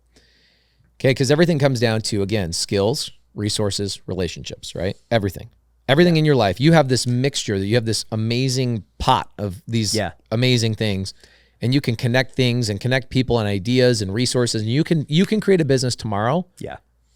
Like literally in 15 minutes. Hey guys, we're doing this. And in 15 minutes, there's an LLC structured, there's a partner attached, and there's 5 employees attached, right? Yep. So, okay, great. If everything comes down to that, then start with your phone. Go into your phone and go into your contacts. And your contacts, you should go to every single contact in your phone. For me, that was really hard because I have like 17,000 contacts. Okay. But for other people that are starting out, they might have 300 or 400. Yeah. Go through them. And if the person that you're looking at, let's say Aaron Adams at the very top, AA, put an emoji next to his name that is a negative emoji, the emoji that is negative, if he is neutral or negative in your life financially. Okay? They're neutral or they're negative. They should have a negative sign next to their name. You won't just delete them. No, I won't just delete them. Okay. Just put a negative emoji next to them. Okay. Then go through your phone. Just keep going, and add a negative on the neutral or negative financial people. Add a positive emoji next to the people that are positive in your life financially. What's funny is that when people to do this homework, they literally have like 2 or 3 people in their phone out of 400, 500 contacts that they actually have that are useful. Yeah. And I'm like, okay, so great. Who are you hanging out with the most? Let's put them in your favorites. And they go and put the 10 people in their favorites. All of them are negative. Right. I'm like, guys, that is literally the secret to life. Yeah. If I tell you who the people I'm talking to, I'm texting, I'm whatever, every one of them is a positive. Yeah. And if somebody's a neutral or a negative and they call me, I don't have any disdain towards them. I just won't answer their phone call. I'll just say, I could be doing anything. And I go, I'm so sorry, I'm on the other line. Anything I can help you with. Yeah. You've provided no value to me. I've maybe tried to, there's people in my life I've tried to bring value to for a long period of time. Yeah. And they just don't want to open up the doors of collaboration. Then 2 years later, I now have way more resources and skills and relationship. And now they're asking me for something. And those are the people who are also neutral and negative in my mind. Like if you weren't open to collaboration when I had nothing and I was trying and being whatever, and I was bringing value to you, then don't come to me when I now have something, you know? I want to be abundant, but also you just got to protect your space. But one thing I'll add about you, having known you before, you know, all the stuff, right? Your mentality was never different. No. Right? Like you were always like, yo, I want to give value. However I can help people, I'm in. Let's do meetups. Let's travel around the country. I want to do deals with you. I want to do everything. There was no YouTube. There was nothing. No TV. No. You might have only been, I don't know where you were at like in 2018, 2019, but I was doing I owned a home investor franchise. Okay.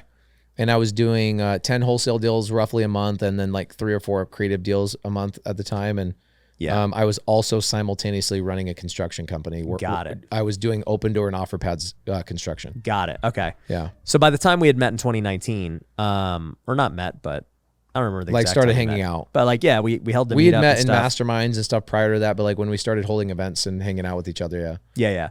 So I just know literally you've evolved and changed, but your mindset has been the same. And, you know, I think Hormozy talks about this a lot, where it's just like, dude, you just do the same thing for 5 years straight, 10 years straight. You look up, and that's the success. Yeah, and everybody's like, how did you do it? Yeah. Like, and I look at it, I'm like, yeah, I mean, you don't get noticed for it for a long time, and then it starts to... Yeah, people are like, where'd you come from? I'm like, I've been here, bro. I've been here. You just didn't see me. Yeah. I was doing the exact same thing. And, you know, a lot of these meetups, people are like, you're crazy. I'm like, I've been doing them. In fact... This is not new. You've been doing it for the last 5 years. I didn't have perfect structure to it. What I was doing is I knew what I wanted to do. I just didn't know how to do it. Yeah. And so it's like the development for you in Montana. You're like, I know I want to do this. And I'm going to purposely go and make mistakes as fast as I possibly can so I can get through those hurdles to get to the success. Yeah. And so I was going through probably 3 years prior to like really hanging out with you. So like 2015, 16, 17, 18, like right in there, I was traveling around the country with Jamil and doing free meetups. Yep. And people were like, who are these guys? Yeah. Just still, people didn't even know Jamil. No. And it was like people would ask the question of who are these guys for 3 years. And then all of a sudden, they were like, you don't know these guys? It was like overnight. Yeah. And I'm like, I haven't changed. I just did the work for 3 years. Yeah. Well, and that's what it becomes of like, you do it 3 years straight. You make videos 3 years straight. You do meetups 3 years straight. You're on, I said it before, like you're on Zoom calls 20 plus hours a week. Like you do that for 3 years straight. The results bear themselves. It's crazy. Yeah. It's absolutely crazy what it magnifies to. And, but people aren't willing to do the work. They're not. And I think, again, you and I are lucky to find our vein and what we were meant to be doing. And so it doesn't feel like work to me. Even when I was in the grind phase. Yeah. Bro, I had a smile on my face every day. Yeah. I love flipping couches. I had no problem doing it. Right. But other people go, oh man, I got to do that to go make money. It's like, no, dude, I think to. Well, I think too, because like I was playing minor league baseball for $7,000 a year. So to do that's how much my cell phone payment is, bro. Like how it's so crazy when I hear that. Yeah. Not just, I've heard you say this on other podcasts. I'm like $7,000 a year. Yeah. But it goes back to when you truly love doing something, the money's not important. And the thing with baseball was very much like what you were doing with meetups and social media and everything I've done too, is like, I knew if I stayed with it, there was a potential reward at the end. I'll get to the big leagues. There's big money there. There's fame. There's all these cool things. Like the pharmacy thing. Yeah. Okay. Where did the relationship with the pharmacy, where did it come from? Like that guy, where did he come from? Social media. Perfect. So it's like all this stuff that you did compounded to a moment where somebody came in, right? Yep. And you get this from events. Yep. You get this from doing meetups. You get this from running a team or employees. Like even employees will introduce people to you because they're like, oh, hey, friend, in my world, you should meet my boss, Ryan Pineda. Yeah. So it's like all these things you've done created opportunities that you did not create intentionally. Yeah. But the thing I want to tell for everyone listening, if you're still here, by the way, 2 hours and 16 minutes, because we probably cut some stuff in, first off, like that takes dedication, number one. So leave in the comments if you're here till this part. But there's like 3 truck drivers that are still hauling long. Yeah. So shout out to you. Shout out to you, bro. Actually, you know what? If you're still on this podcast right now, comment and I'm going to pick 5 people to give tickets to WealthCon. Oh, sick. So say, hey, I'm still here. Give me them tickets. Yes. Comment that. So I'm going to give 5 tickets away to WealthCon. So also say peptides. Say peptides. And test. Give me your best joke if you want. We'll pick 5 people who've got great jokes. If you got a good testosterone joke, please drop it in the comments. Yeah. So the thing I want to make clear is I played minor league baseball for 8 years. Okay. I did that for 8 years. And I had to figure out how to be resourceful to live off of that and make money on the side. That's why I became an entrepreneur. That's why I flipped couches. That's why I became a realtor. They were all a means to an end to try and do my thing I was really passionate about, baseball. Now, there was no guarantee I was ever going to make it. I just knew that, yes, if I got good enough, this was the path and we are going to make it. It didn't work out. I didn't make it. I spent 8 years. Actually, I spent my entire life. That's just 8 years professionally pursuing something that did not lead to what I had hoped for. With others, would you work for 8 years at $7,000 a year to pursue a dream that may or may not work out?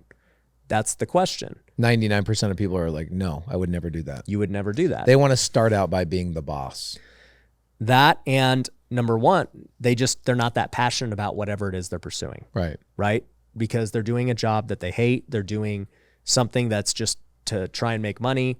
I loved playing baseball. And I also was very aware of time constraint. Baseball taught me that. You talked about it, like what would the guy at the end of his life trade? He would trade it all for time. I knew baseball had a limited time. You age out. Yeah. And so it was like, it's now or never. I have to give it all I've got because once I'm done, I'm done. Yeah, and you don't want to look back and go, I didn't give it all my got. Exactly. Yeah. I'd never wanted to live with regret of not trying. So that's my biggest fear, is like not trying enough. And yeah, that's an interesting thing. I had a girl I dated at one point where I knew she was a Swedish foreign exchange student at ASU. And I knew that the relationship was only going to last 6 months.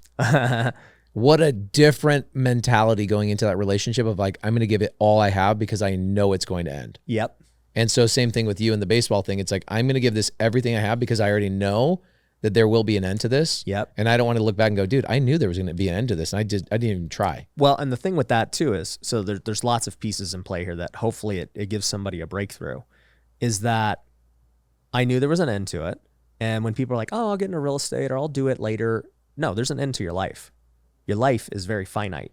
Okay. The amount of time that you're dead for is far longer than what you're alive for. Yeah. So now you start getting into the eternity aspect. And that's why I'm so big on faith. Right. Because I'm like, guys, this life thing is like really short. Yeah. It's like on the timeline of your actual life, your mortal life is a drop. It's a drop. And so it's like the number one question to answer is not what should I be doing with my job every day? It's what happens after. Right. That's a whole different topic.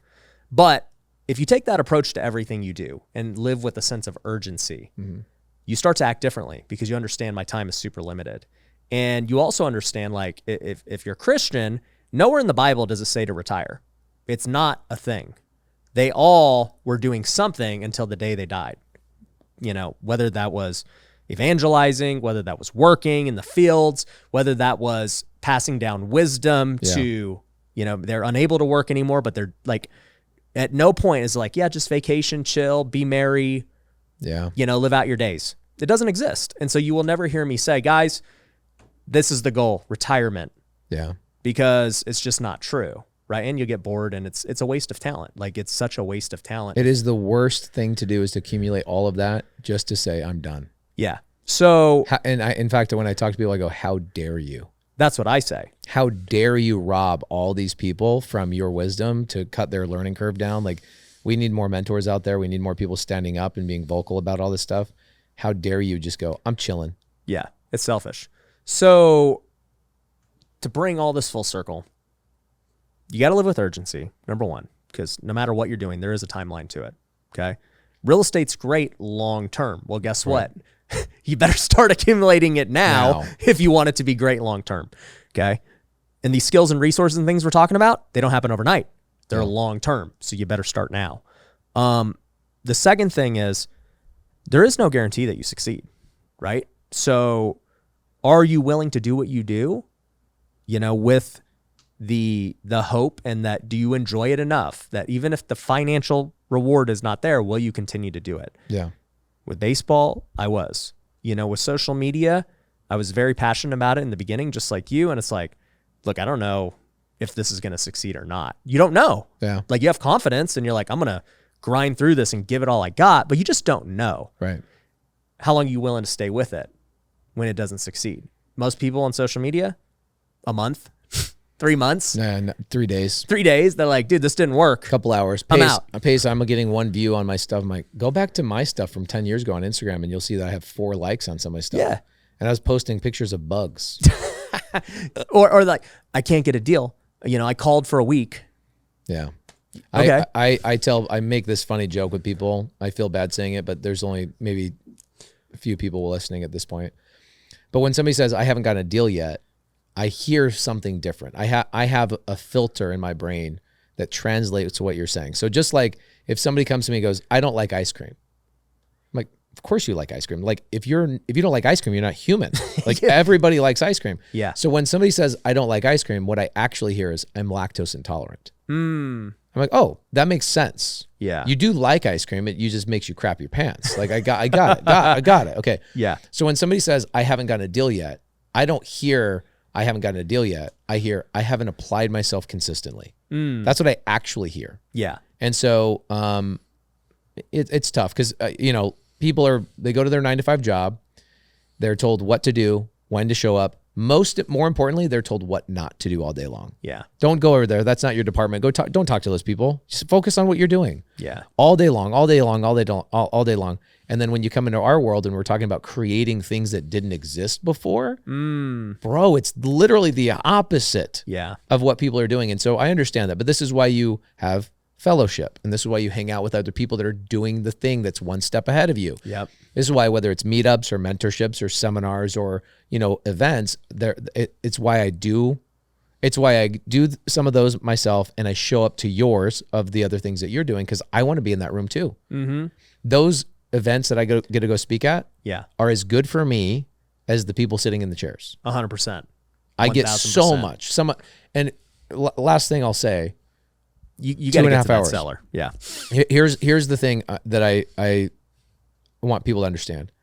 You say, well, we don't know if it's going to be successful. Ryan, everything you've done is successful. Even your baseball thing was successful to a certain degree. Mm-hmm. Because again, what is the goal of life? It's to accumulate skills, relationships, and resources. Did you do that in baseball? Yeah. And did some of those skills, relationships, and resources, now you've accumulated those, you're going to go do this thing in Montana. Yep. Are those going to be applicable? Yep. Okay, so you succeeded. Mm-hmm. And so many other people are like, well, I didn't make $1 billion. Dude, that's not what this is about. Right. And so the baseball thing is just, what was I willing to go through? I didn't do the baseball thing. But what was Ryan willing to go through to accumulate those skills, those relationships, and those resources and those stories to then open up doors for other opportunities? Yeah.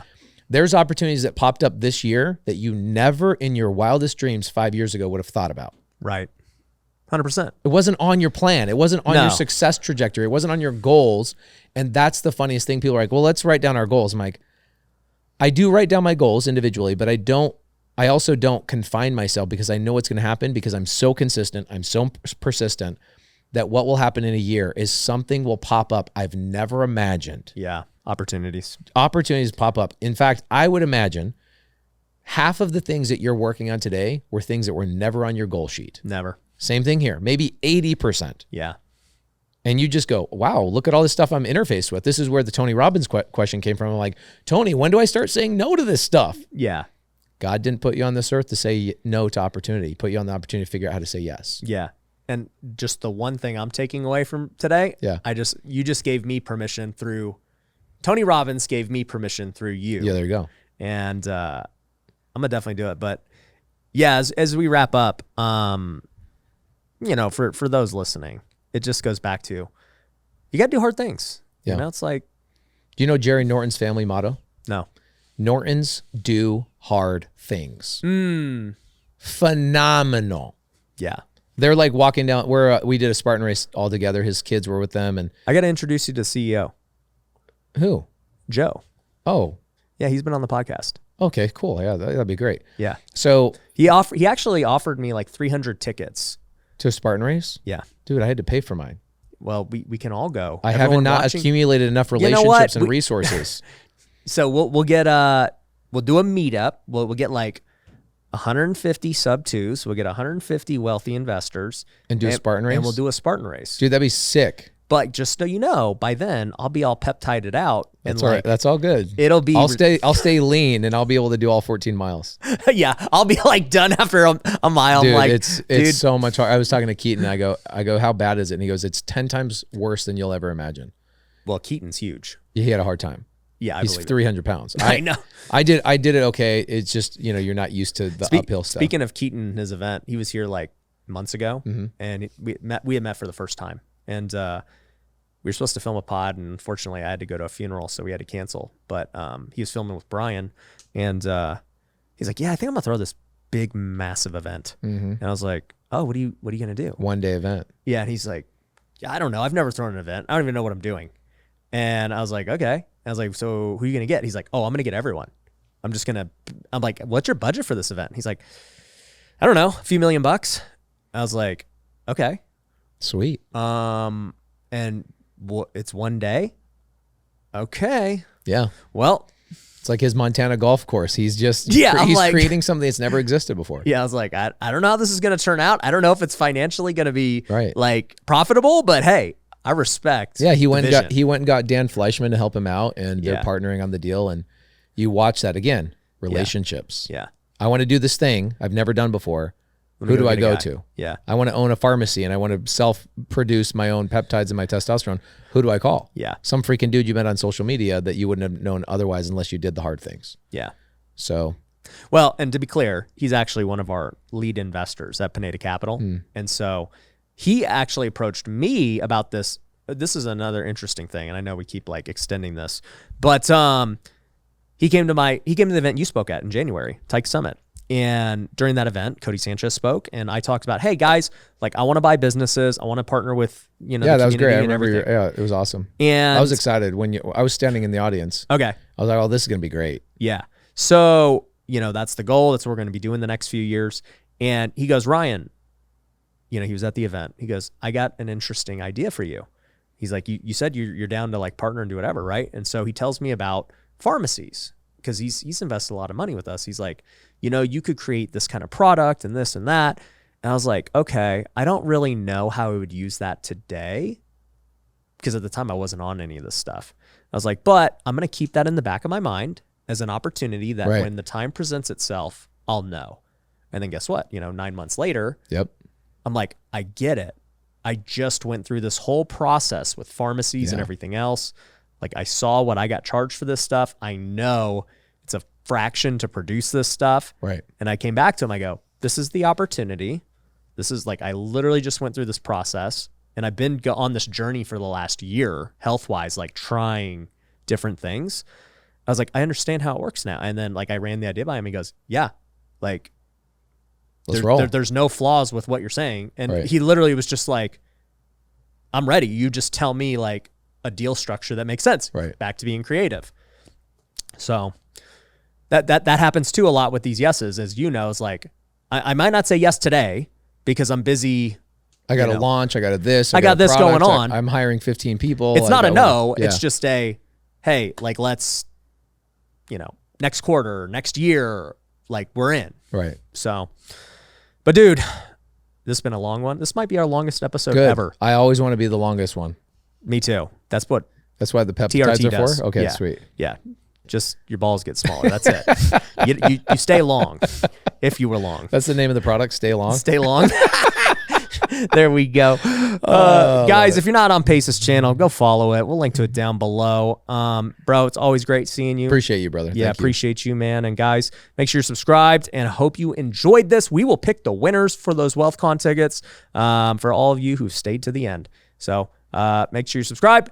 Peace. Go to school, get a degree, 9 to 5, 401k, do the safe route and take care of your family. Like that's what my dad taught. Like that's what you got to do. 2 months later, he passed away. And on his deathbed, I specifically remember having conversations about his regrets.